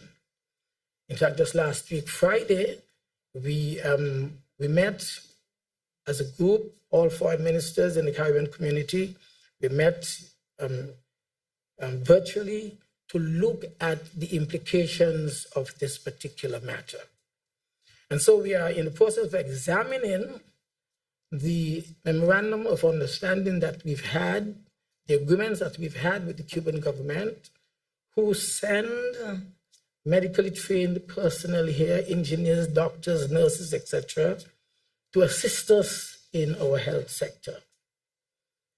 On examination, we would want to make sure that the agreements do not in any way support what the US is accusing, that these persons are really being dehumanized because they are working hard in our countries, according to the US, in perception, and they're not being adequately paid because the money is being paid to the Cuban government in order to sustain the status quo in Cuba. We, again, in St. Kitts and Nevis, want to make it very clear to the world that we are not part and parcel of this type of practice as has been accused. We understand that there are some of the doctors who are here with us from Cuba who have direct employment relationship with the government of St. Kitts and Nevis without the input of the government of Cuba. Those who may be here on the direct involvement with the government of Cuba, just about, I'm told, about 11 of such persons, and we would want to make sure that there's no violation of their human rights as we look at what has been accused. And we will be on Monday of next week when we go to, Foreign Minister will go to Washington, D.C. to participate in the observing of the elections for the new Secretary General, we would have the opportunity to speak with an envoy that would be available from the State Department to deal with this matter. Also, on the weekend, we would have our consul generals in Miami. Will come together again and possibly will meet with a high official from the U.S. government, especially the State Department, to deal with this matter. This is a very serious matter because you're not talking only about restricting visa to the ordinary traveler, but to government officials as well. And so the entire Caribbean community is highly concerned about this matter, and we are treating it with the highest regard, at the highest level, so that we would be able to arrive at a solution to this emerging issue. Thank you. Thank you very much. Next question. Good morning, all. Lashan Dixon, St. Kitts Nevis Observer. Sorry, the King Collins. Yeah, go ahead. Yeah. Just stand after the first question is answered, so you all don't stay standing too long. Yes. Thank you, Mr. Prime Minister. You know, I'm happy to report on the advancements being made at the Kim Collins Stadium. As we speak, the stadium has been advancing generally quite well. But I was earlier sitting here with the Minister of Water, and we actually were commenting on the fact that sometimes you have to be careful what you pray for. Because last year we prayed for rain during this period of time. And this year we got the rain. But the rain has now been creating some delays with the laying of the Kim Collins track at the stadium. The building is progressing quite well and is nearing completion. The track is just about on the final layer to be laid. However, with the consistent rain over the last few months, January, February, and now in March, we see the rains persisting. It has created a number of delays, and we are now discussing along with the Athletic Association, the Ministry of Education, and also my ministry, the Ministry of Sports, as to what will be the forward movement for the sports meets that are still pending, that should have been at the stadium this year. We're still hoping to have them at the stadium this year, but again, we don't control the rain, and we are working along with the team from Regapol and praying to God still for some rain because we need it for water, but at least for a break that we could at least complete the track stadium and have it ready for our sport meets to come. So right now, we are at the mercy and the hands of God and the rain. Thank you very much, Minister. Next question. Hi, good morning again. Lashan Dixon, St. Kitts Nevis Observer. My two questions. The International Monetary Fund recently concluded its 2025 Article 4 mission to St. Kitts and Nevis. The question is, what are your administration's key takeaways from this assessment, and how do you plan to address any recommendations made by the IMF as it relates to economic diversification, tax reform, and renewable energy? Secondly, there has been a notable decrease in homicides over the past 4 months. What specific measure does the government attribute to this decrease? And what is being implemented that this trend not only continues now, but in the long term? And can I get a final question before we wrap? Okay. Last year, the government announced plans to honor Michael Louis with the naming of a stadium at Warner Park and a road in his honor. However, today, that none of those commitments have been fulfilled. Can you clarify why there has been such a delay and whether these promises will still be honored and when? Thank you. All right, thank you very much. I will touch on the first two there concerning me. With respect to the Article 4, the IMF report. As you know, we were engaged in that, and the IMF speak to a number of things, what we have done well, challenges, and other things that we should work on. I want to say clearly that we have taken the IMF's recommendations very seriously in terms of consolidation and so forth. In terms of the tax regime, some of which we would address without bringing any extra burden to our people. Now, when you look at the IMF report, we expect that there would be growth this year because the economy, as I told you, this year is our year of recovery as we transition our economy to end the heavy dependence on just the CBI program. And so we intend to take a number of measures. One, with respect to renewable energy, they ask that we do it as quickly as possible, which we have been working on since day one. And I want to thank the Minister of Energy for his work on this one.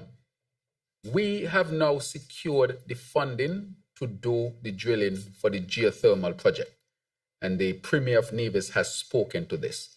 The funds that we have secured come from the CDB, and we have a meeting this afternoon at 5 p.m. with the CDB as we are nearing the completion of the procurement of the bidding process to start the drilling. And also, we have also gotten funding from the Saudi Fund for Development. And I want to thank the government and people of Saudi Arabia and its leadership for partnering with us in our energy sector. The Saudis, as we know, they are also helping us with our brand new generators to be installed here. And they're now partnering with us to get the geothermal done, which I think would be down to the benefit of all of our people. And with respect to renewable energy, we have a number of very good, positive investment opportunities to be had. And I know that the Minister of Energy and his team, they are pursuing that. So we expect to see very positive results from that as well. So we'll continue with respect to the IMF report to strengthen it. If you look at the IMF report and you look at where we have come from, for example, with respect to the National Bank and the recommendations for the bank, we have strengthened the National Bank. With respect to the Social Security, I have begun the conversation. Social Security has started the conversation to make the necessary changes. We take these recommendations very seriously because for the longevity of our country, we want to make sure that we are set on a solid foundation. So we have done those. The other one that the IMF spoke about, the Development Bank, the IMF did its own assessment, and I had been reporting to our people the state in which we found the Development Bank. It is sad. Don't even have an audit to speak to international funds to help us to access financial resources to help our transition to a sustainable island state. But we'll continue to work to reform the Development Bank so that it can be an institution never to be bastardized again. Never to be bastardized again. And so we are working on that. As you know, with respect to the SIDF, where the former Labour administration, led by Dr. Denzel Douglas, Right Honorable, about $300+ million was left in raw cash, plus what was to come in. A total of over $400 million was spent from the SIDF. I'm not talking CBI program. I'm talking the SIDF as a fund. Over $400 million spent, nearly $500 million, and the country not informed. Now we are doing all the forensic audits. The more we dig is the more we find. This seems like a bottomless pit. How can you spend over $400 million of people's money and not inform the people? Again, it is a serious problem with no audits to show. However, that is affecting us as well because that money should have been placed in a sovereign wealth fund. And I want to inform that the IMF has given us the framework for our sovereign wealth fund, which we will implement this year. So that when we raise capital again at a national level, we can put it in that fund.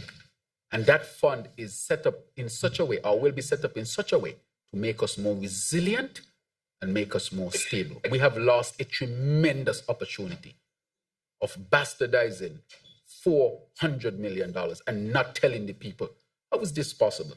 Each time I talk about it, I get a little emotional about it. Because almost $500 million and you don't know about it. Development Bank, hundreds of millions of dollars, and you don't know about it.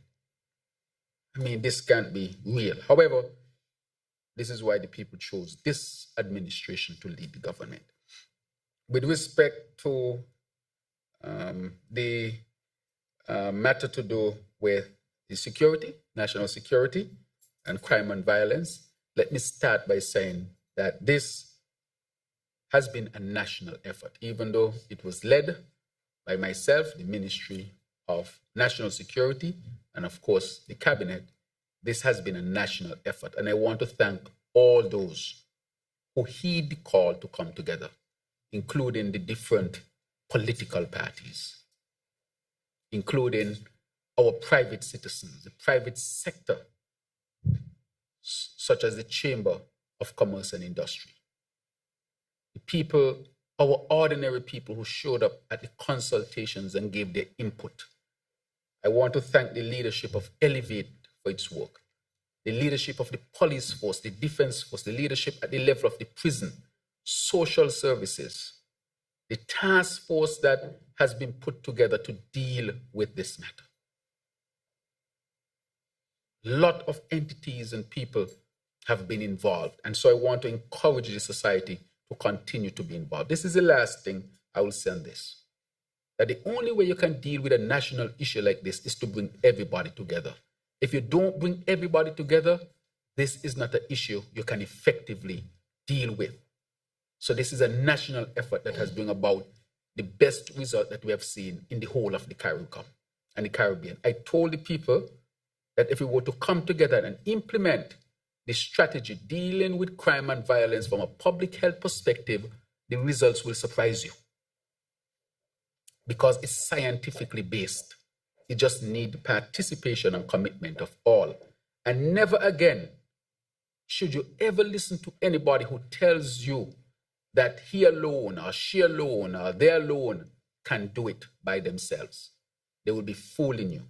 So we don't need to go down the path of corruption and be corrupt about how we want to deal with it. We know that when you introduce money in a corrupt way, you end up with situations like El Salvador, Ecuador, Jamaica, Trinidad, and so forth. I warn the country that we should not go down that path, that we can choose a holistic, wholesome path, get better results, and we don't have to be corrupt. So I hope the results of the all of society approach, the public health approach, where everybody should take credit, that would always remain with us as the most viable pathway to dealing with crime and violence.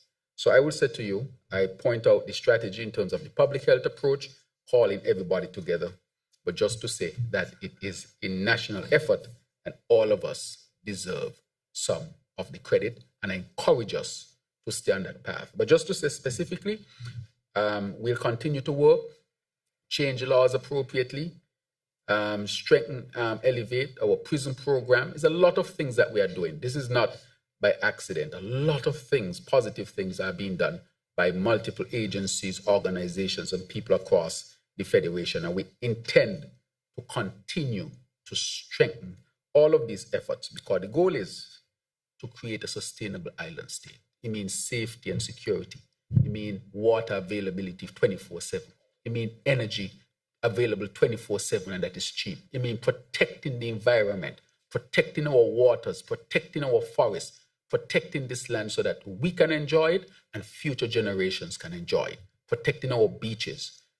And therefore, we will continue with this holistic approach. We will achieve things that will be considered amazing because, again, we want to ask all of our people to participate. With the people participating, almost any issue can be dealt with. I don't care what it is. It's just that, you have some international issues that we don't have control over, but still coming together as a people, we can face them and we can overcome them, from climate change to international trade wars. But I encourage us to continue to work together as one people. Thank you very much. Right. So there's a question for the minister, but I'll allow her to ask a question, and then we'll let you answer, Minister of Sports, and Michael Louis. Go ahead. Thank you very much, Prime Minister. And you in part touched on what I wanted to ask about. We're now in March proper, and there have been no homicides in the Federation for the year.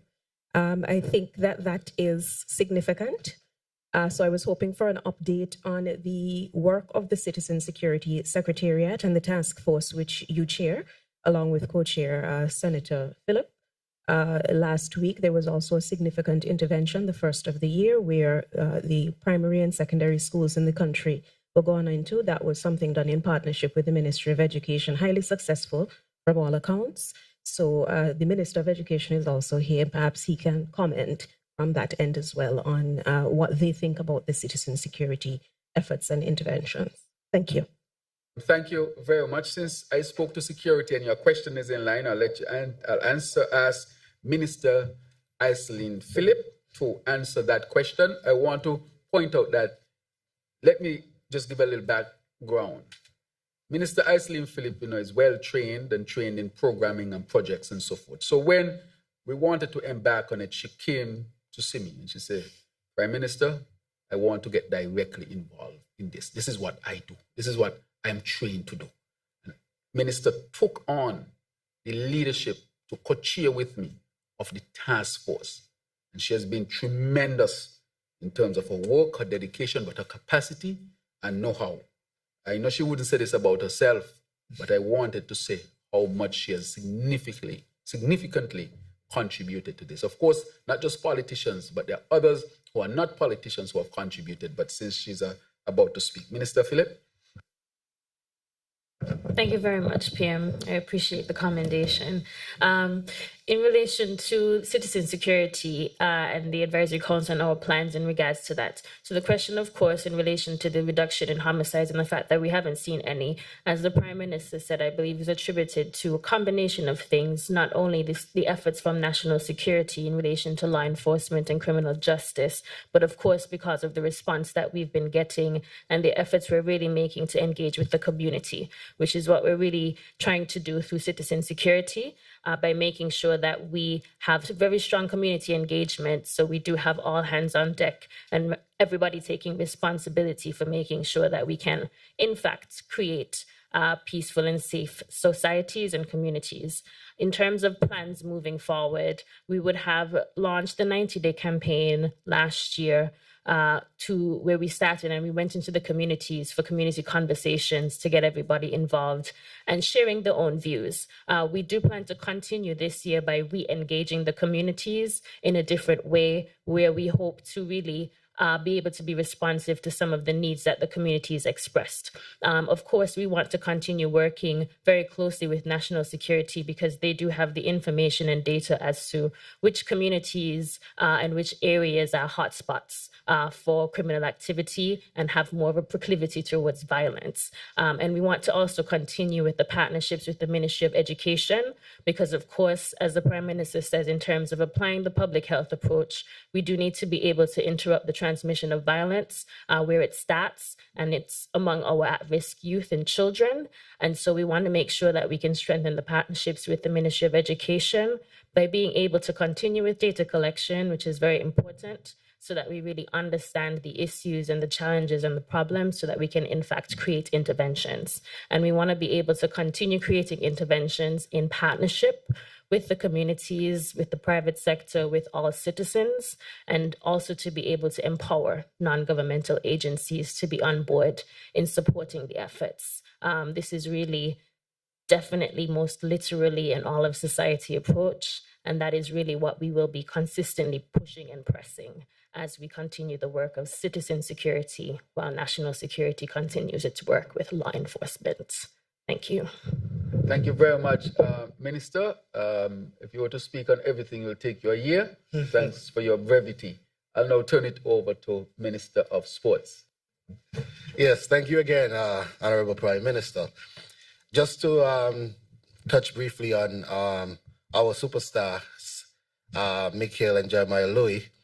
Last year, we collectively decided to honor them for their ascension to the West Indies cricket team and their commendable work in the area of cricket. And we identified a number of areas which we wanted to honor them. We have indeed delivered on a number of those, but there are 2 outstanding areas.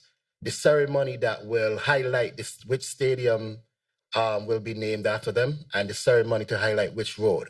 Of course, when you're naming stadiums and roads after individuals, some deliberation must occur because you have to identify which ones and ensure that there is some buy-in in terms of those selected. And we have actually been discussing activities this year. As we know, Australia is likely to be playing here in St. Kitts and Nevis in July. And we do have CPL this year again. And we believe somewhere between those events, we will be able to honor our superstars and make sure that the world is present while we honor them. Thank you. Yeah, there was one more question, but with respect to education and its participation with citizen security.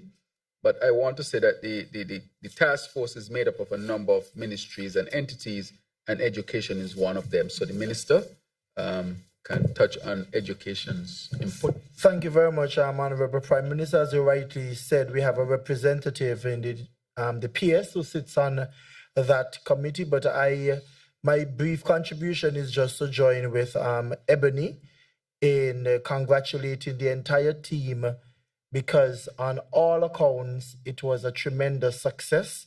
All schools supported. Matter of fact, some schools went out of the way in putting on almost literally a concert.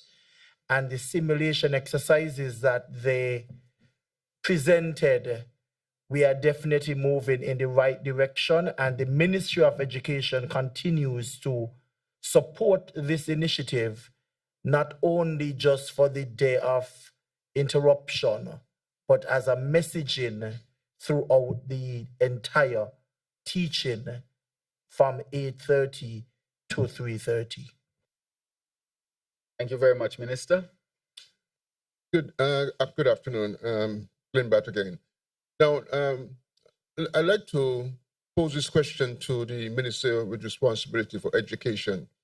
There are murmurs beginning to build again with regards to the Basti High School, how long it has been taken to get some kind of construction going.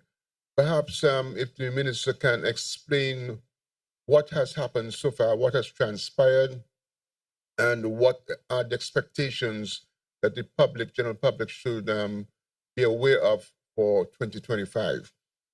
Next, just like a clarification from the Minister with responsibility for water services. Not water services, for energy. The agreement with regards to the La Clanche Soltec thing was basically ended. That particular project had a component, the energy storage component to it. In the new arrangement with the assistance of the Republic of China and Taiwan, that new solar energy project, does it have a solar component? And talk to us about the capacity of the plant that is being proposed. Thank you very much. I think we can start with the last question and allow the Minister of Energy to respond. Thank you very much. All solar energy projects that we're pursuing with potential developers will have an aspect of battery energy storage. This is important for a number of reasons. Importantly, to provide stability on the grid. One of the lessons learned from around the Caribbean is that in some countries they had major uptick of solar panels without any battery storage. Now, because we are small and because those panels are concentrated in a small area, a single cloud cover like today can mean that a farm that is producing 20 megawatts of power this minute can produce literally 2 megawatts of power the next minute. If you have that type of drop-off of solar power to the grid, you can destabilize the grid. And so you need battery energy storage to regulate that drop-off so that you can ramp down appropriately.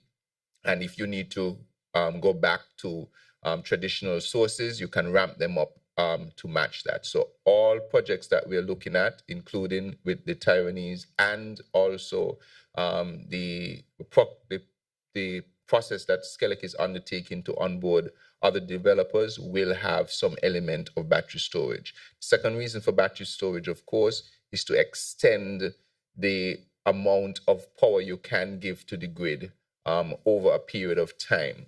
Obviously, solar is only viable from about 8 a.m. in the morning to 4 or 5. Batteries used to extend that. Now, naturally, you can have batteries that extend power right into the night, but then it becomes economically unfeasible. And so there has to be a balance as to how much battery you will put into the system to ensure that the cost point stays at a particular point. So that analysis is being done to ensure that any developer that we bring on is properly guided as to how much solar and how much battery. But every project that we're looking at will have to have some element of that for the purposes of stability. That even includes wind as well. Persons think sometimes that wind is consistent. I would want to remind you, recently we had an uptick in wind. I don't know if you remember, we had about 3-4 weeks where the wind was incredibly high. And today is particularly very still. This similar thing, not on the same scale, but you need to have some stabilizing element to ensure that the power being put onto a grid that is so small in our case, because our grid size is about 30 megawatts. If you simply have a 15 megawatt plant of any size, and that cannot operate consistently, it destabilizes the entire grid, compared to if your grid was 100 megawatts and you had that same 15 megawatts that goes offline. That's only a 15% problem. So all of them will have some energy component in varying levels to ensure stability and the ability to extend the renewable energy that's available to us. Minister, before you turn off your mic, can you just go into 2-3 minutes, speak to the new meters and what that would mean? Right. So the new meters are going to be transformational for our energy sector in a number of ways. In terms of a technical viewpoint, I mentioned some of them before. We will now be able to view everything that is happening with the energy going in and out of your house. So if you say something is happening at your property, everything will be able to be recorded. These are smart meters, and so they now can be controlled from a control center and observed from a control center. So billing can be more regular, and it's going to be completely accurate. So we will eliminate the issues of errors associated with reading the meters. I think the Prime Minister wants me especially to talk about the fact that very shortly we should be unveiling our feed-in tariff policy, which will mean that you can invest in renewable energy products at your home, whether it is even a small wind turbine or whether it is solar panels, and you can get into an agreement with Skelec to produce energy for Skelec. You sell all of it to Skelec. That is the particular framework we're looking at. And then you will buy the remainder from Skelec. So it's quite possible you can sell more than you ever need to buy, so you don't have a bill. And so this meter will allow for us to be able to do that and record it properly and observe everything associated with your renewable energy setup. Also, of course, the new meter will allow you to manage your electricity bill even better, because you can decide that this month I'm going to put, if you have a prepaid arrangement, there will be a possibility of a prepaid and postpaid arrangement, just like your mobile phone. You will decide if you want to put on $100 this month, and you manage that how that $100 is used. you will be able to obviously get alerts and follow as to where that is, so you can actually see your usage over time and understand what you need to connect in your house to be able to manage your energy usage effectively. So this will help Skelec, obviously. There will be no need to disconnect anyone because you will be in complete control of your energy. You can decide when it goes on, when it goes off. That's all up to you. So there are many, many advantages to this AMI. And as I said, we're now well advanced in this. The rollout is going to be this year. And so it will coincide with your now ability to sell a certain amount of energy to the grid and be part of the renewable energy revolution that is going to be taking place in our federation. Thank you very much, Minister. That is good news to me as well. I want to now ask the Minister of Education to respond to the question on the Basti High School.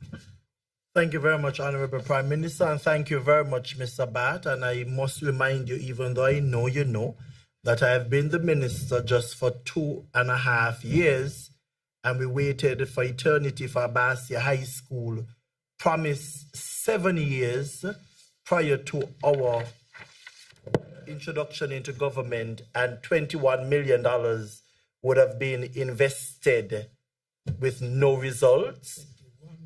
Yes, $21 million. But since my in-office action, over a year and a half ago, work on the Basti High School would have started. The necessary consultations were conducted. The designs were shared with the leadership of the Basti High School, their PTA, and I shared it as well with the general public in one of our parliamentary sittings. We are at the point now where all of the information that would have been needed for the EIA or the ESIA, the new version, we are ensuring that all of the bases are covered, because we must and we will do it right. Get it right and do it right. So in quick time, the nation will be seeing more action on the site of the Basti High School. As the schools requested for their sports days, we honored that. The last one, I think, was Sunday, which was Washington Archibald High School Sports Day. Now that the grounds are totally released, we are going to see action in quick time. And one of the things I bring to the general public, again, as I said it before, and will continue to repeat it, 95% of the workforce for the Basti High School will be all local workforce. And after the completion of the Basti High School, we all would be pleased with the structure that will be there, because it will be one like none other in the region. We will deliver on the Basti High School. Thank you very much for your question. Thank you very much, Minister. Happy to hear that activities are taking place on the ground of the Basti High School. I'll now ask the next reporter to ask his question, journalist. Devon Cornelius, that is just a follow-up to the Attorney General and the Minister of Education, beginning first with the Attorney General. With regards to the number you gave with the sham marriages, how will the ministry, and this has to do with national security as well, how will the Ministry of National Security and the Ministry of Justice and Legal Affairs and the Electoral Commission address that issue where 1,200 people have reportedly become registered voters after engaging in a sham marriage? And to the Minister of Education, what exactly are those challenges with the investor, and how confident are you that the project is going to move forward as it relates to the climate smart home? Thank you. Thank you very much. So I will turn this one over to the Attorney General. So there are provisions in the Citizenship Act which allow the minister with responsibility for citizenship to revoke citizenship if it is determined that it was obtained by fraud. Now, from a practical perspective, it is extremely difficult for any government entity to resolve 1,200 potential fraudulent marriages in a short space of time. So all I will say on that is that you need to give the ministry some time to work. It's also very difficult to get the evidence. So I'll give you an example. With one of the matters that was an investigation was conducted, the person that received the money actually issued a statement to the police admitting to the fraud. And in the document, the person said, I paid $8,000. I was paid $8,000 to marry this woman. And I attended at an office for my wedding. And after the vows were taken, I asked to kiss my wife. And she said, no. That's evidence we only have because somebody came forward and voluntarily provided it.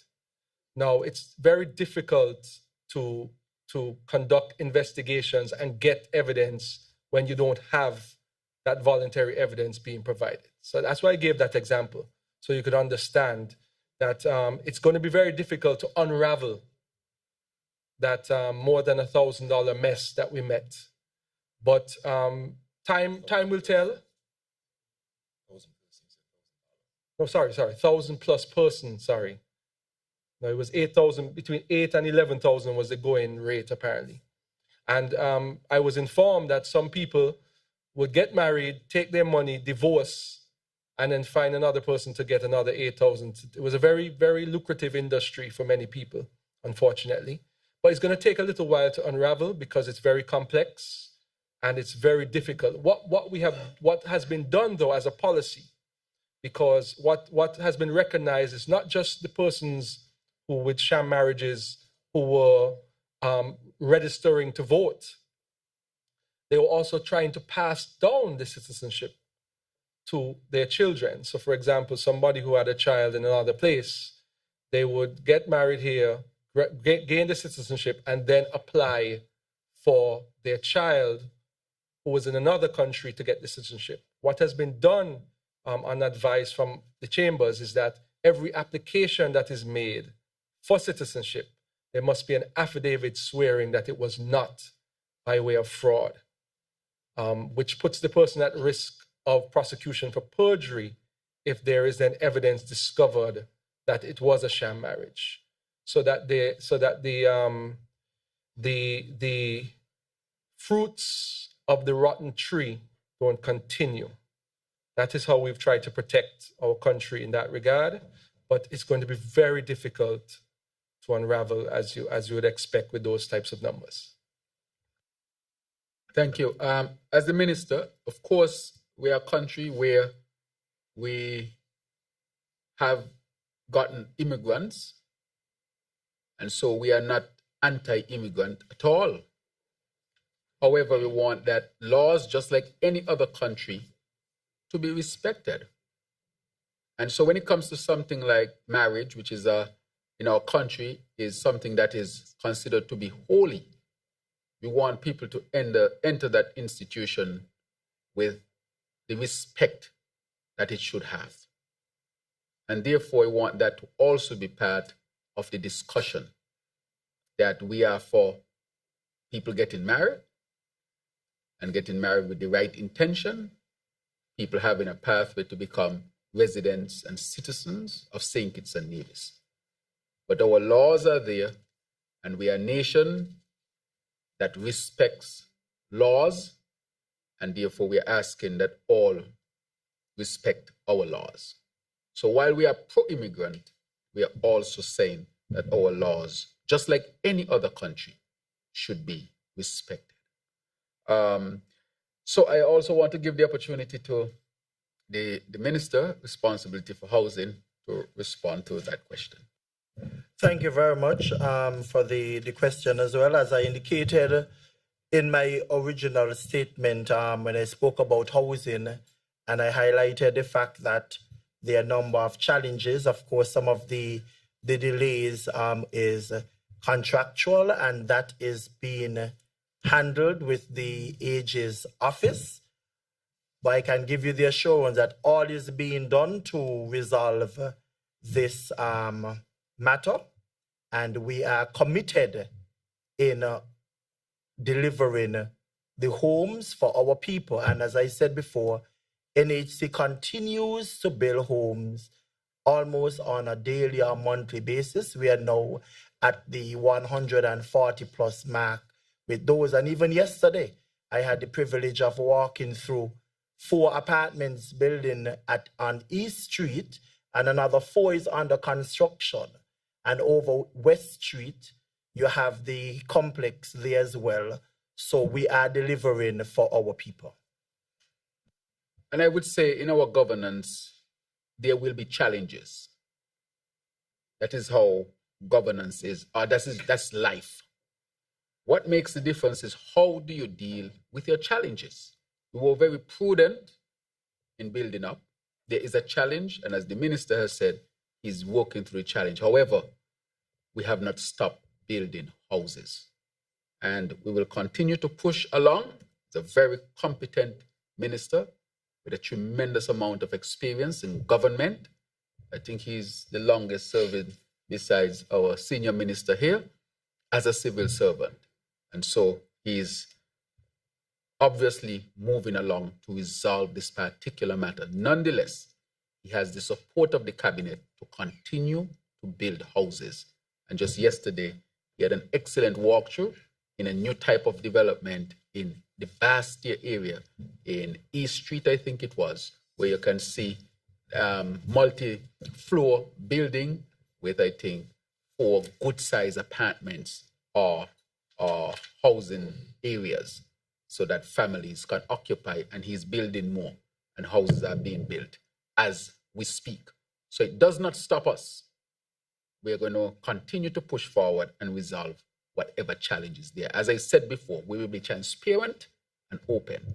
I think people understand that life sometimes can have its challenges, but how do you overcome them? And this is what the minister is definitely doing with the support of all of his colleagues. So I hear that this is the last question, and I'll turn it over to you. Okay, yes. Ralsa Rankin, Sugar City FM. Once again, my final question, and this is the last question. And it's directed to Honorable Samuel Duggins. What is your ministry or the government doing, concerning the livestock owners? Because we've noticed accidents happening with livestock owners, and, there's no way of finding out who these animals belongs to, so that they can held accountable. Because I noticed in certain countries, they would brand the animals, and that brand would, direct to the owner. And that way you would find who the person is responsible, because a lot of accidents has been, occurring due to the livestock. Recently we saw one, I think it was a pickup or something, guy run over 7 sheep or goats. Everybody's still wondering how that happened. And, also, I know probably in your closing remarks, can you give an update as to the Tabasco plant? And that's it. Minister of Agriculture? Yes, thank you once again. And Rankin, thank you for those questions. Regarding the incidents with livestock, there are 2 issues there. One, that we do have livestock that are unowned, naturally roaming in Nevis. Particularly, you have the donkeys. You do have some wild pigs, wild sheep, wild goats that are not directly registered to any particular farmer. And that is something that we have to contend with. But that presents a number of challenges, because you don't just want to remove all of them from the ecosystem either, because they keep a delicate balance. So how do we manage that? The other part is for registered animals. We do have a registration process at the Department of Agriculture, And we have been amending our laws and regulations. Most recently, the Plant and Animal Protection Act were brought forward, and we want to be able to start putting the right laws in place to then enforce on the back end properly. Because the truth is, we can't have animals just freely roaming the road in the country because they pose a number of challenges to our drivers and pedestrians alike, and households as well.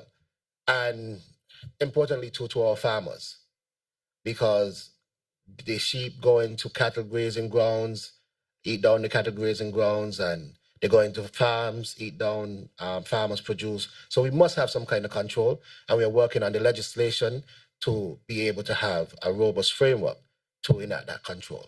And that's where we are currently. But we also encourage the livestock farmers to keep greater control of your animals. Yes, we understand that they need to graze in some cases, but that could be managed. And we encourage all livestock owners to manage the grazing of their animals as well, while we work on the laws to be able to enforce that properly. Yes. If you can also touch on the Tabasco project. Yes, regarding the Tabasco project.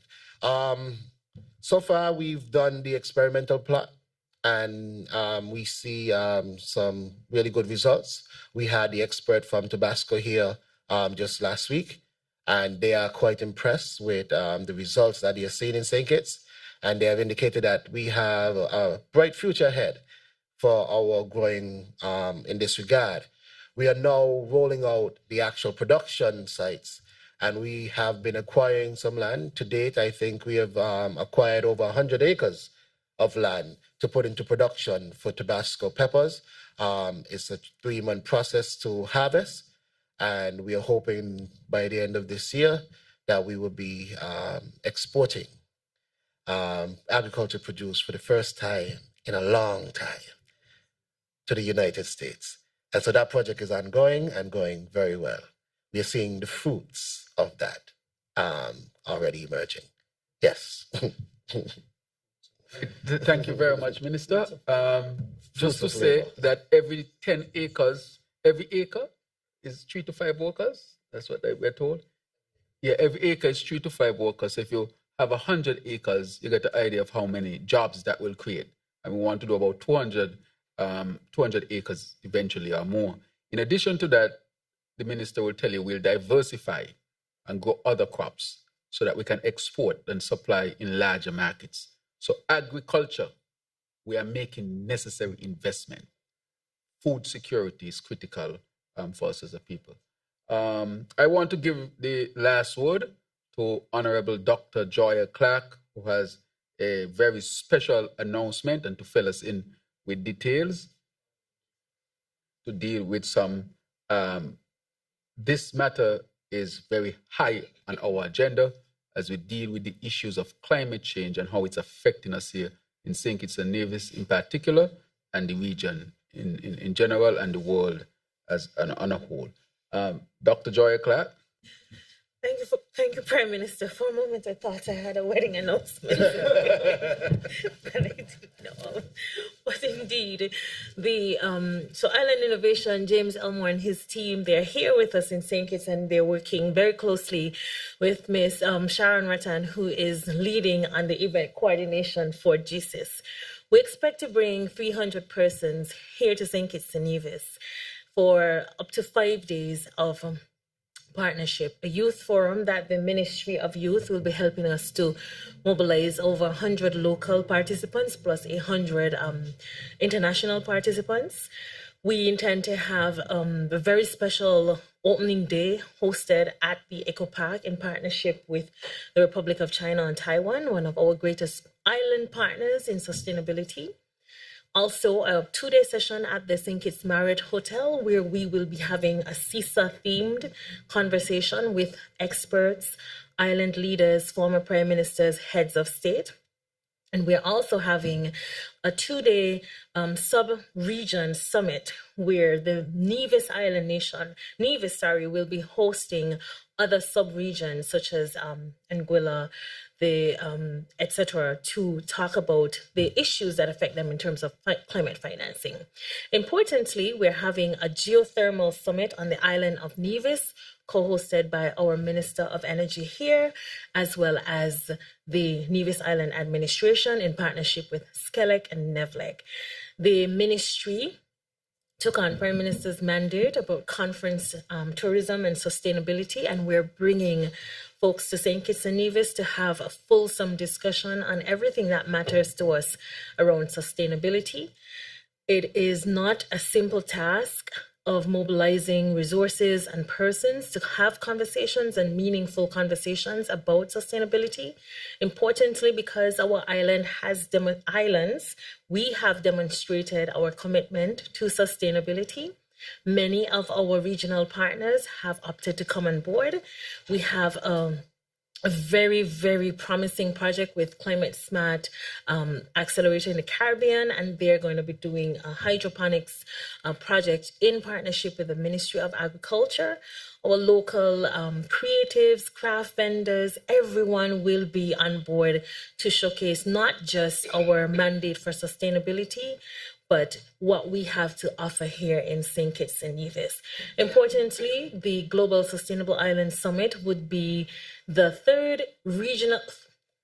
summit that we're having here with the ministry support. We're having the Green Climate Fund in 2 weeks, and everyone knows that the Green Climate Fund is about financing, climate financing. And then we're having ECLAC, which is bringing regional human rights and environmental defenders. And then, of course, we culminate with the Global Sustainable Island Summit in May. But that's not it, because agriculture will also be bringing 350 persons in October for Caribbean Agricultural Week. So St. Kitts is a hot spot, but importantly, bringing island nations from the Pacific, from Europe, from Africa, from the Caribbean means quite a bit, and it's a demonstration that St. Kitts and Nevis intends to become a sustainable island state with partners. And thank you, Prime Minister, for giving us the mandate to do so. Last year, we're here to bring everyone on board. Thank you. Thank you very much, Minister. I want to now say the final word. Not much to say, because I think that the ministers, of course, have answered, succinctly and have given sufficient information. And of course, in their ministries, they would have all the specifics. And as you speak to each minister, you recognize how each minister dominates his or her ministry, portfolios, and so forth. And that is what we're about. But most importantly, no minister can achieve what they achieve without the full support of the cabinet. This is a united cabinet. You can't have the achievements you're having in the area of security without the cabinet support. In the area of sustainability, to bring Island Innovations, which is such a prestigious organization here to our country, without cabinet support. You can't have what is being achieved in agriculture with so much increase in fishery and crops and so forth without cabinet support. Energy, the transformation we are seeing at the Quarry, new equipment, without cabinet support, these things can't be achieved. In the area of foreign affairs and trade and so forth, that needs cabinet support. And education with a new Bastia High School, the housing, even though there has been a challenge, continues to build houses. That is because there is cabinet support. And of course, myself as the Prime Minister is because there is cabinet support. So this united and strong cabinet has its focus on delivering for the people of St. Kitts and Nevis through the many challenges, ups and downs, especially in a very unpredictable world where climate change and geopolitical issues are affecting us. We have not contributed, but we are asked to respond. And respond we will, not just as a party or just as a government, but as an entire nation. So we'll continue to work together to bring about the best results for all of us. Thank you very much. Minister,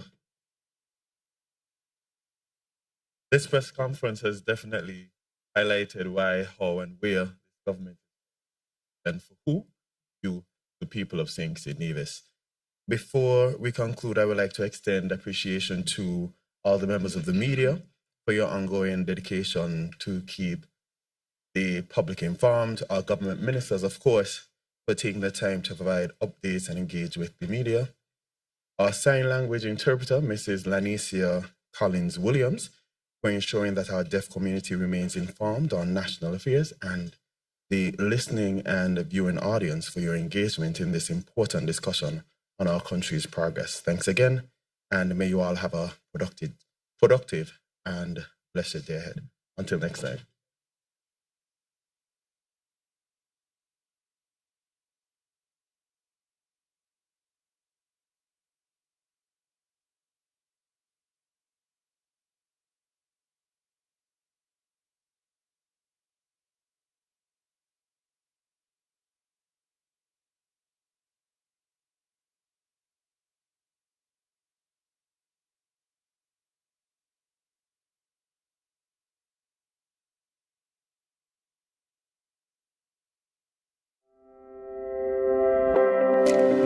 To have this machine here is really a blessing to the people of St. Kitts and Nevis.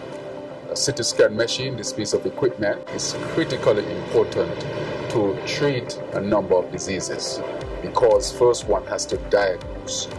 It is important for strokes.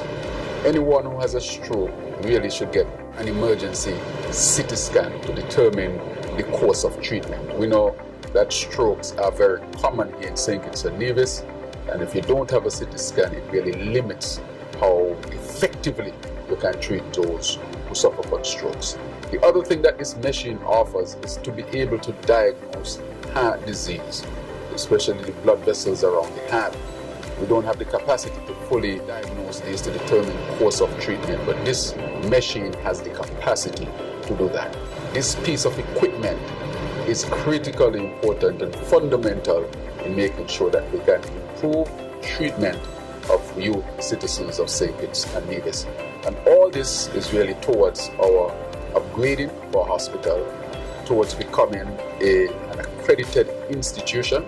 We're on a journey of accreditation, and therefore we must tackle the issues here from all perspectives, whether it is the physical plan in terms of equipment, human resource development, and customer service, which I think is very, very important. So I want to implore on all of us who are involved in this, those who are here in the leadership position, those who will work with this machine, to care the machine, to take care of this machine, to really appreciate what this machine will do for our people, so that at the end of the day, we can make sure that healthcare gets to where we want it, which is to satisfy the needs of our people.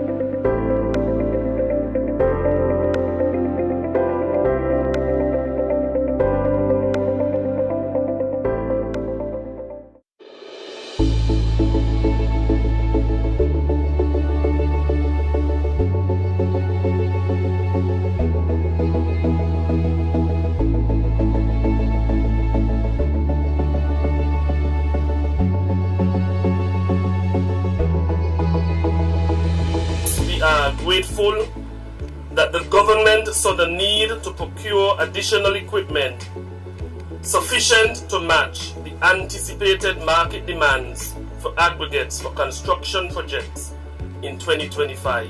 It is with great pride that today we celebrate a significant milestone for the government of St. Kitts and Nevis with the commissioning of a newly upgraded government quarry. We are pleased to share that we have now commissioned 3 other critical pieces of equipment: the secondary crusher and the screening plant. Additionally, the rock back truck that you see on my right. With these new additions, the quarry's output is set to increase by over 300%. This incredible boost in production capacity will ensure that we can meet the demands of future infrastructure projects, avoid costly delays, and most importantly, reduce construction costs. The impact of this upgrade cannot be overstated.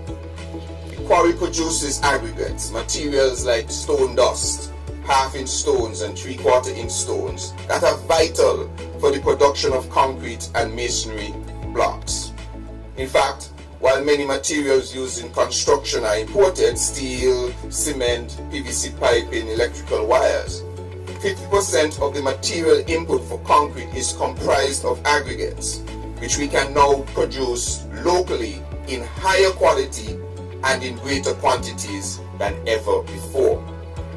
With the commissioning of these new additions, the Power Screen secondary crushing plant, the Power Screen screening plant, and the rock back truck, we take yet another step forward in enhancing the efficiency and productivity of our quarry operation.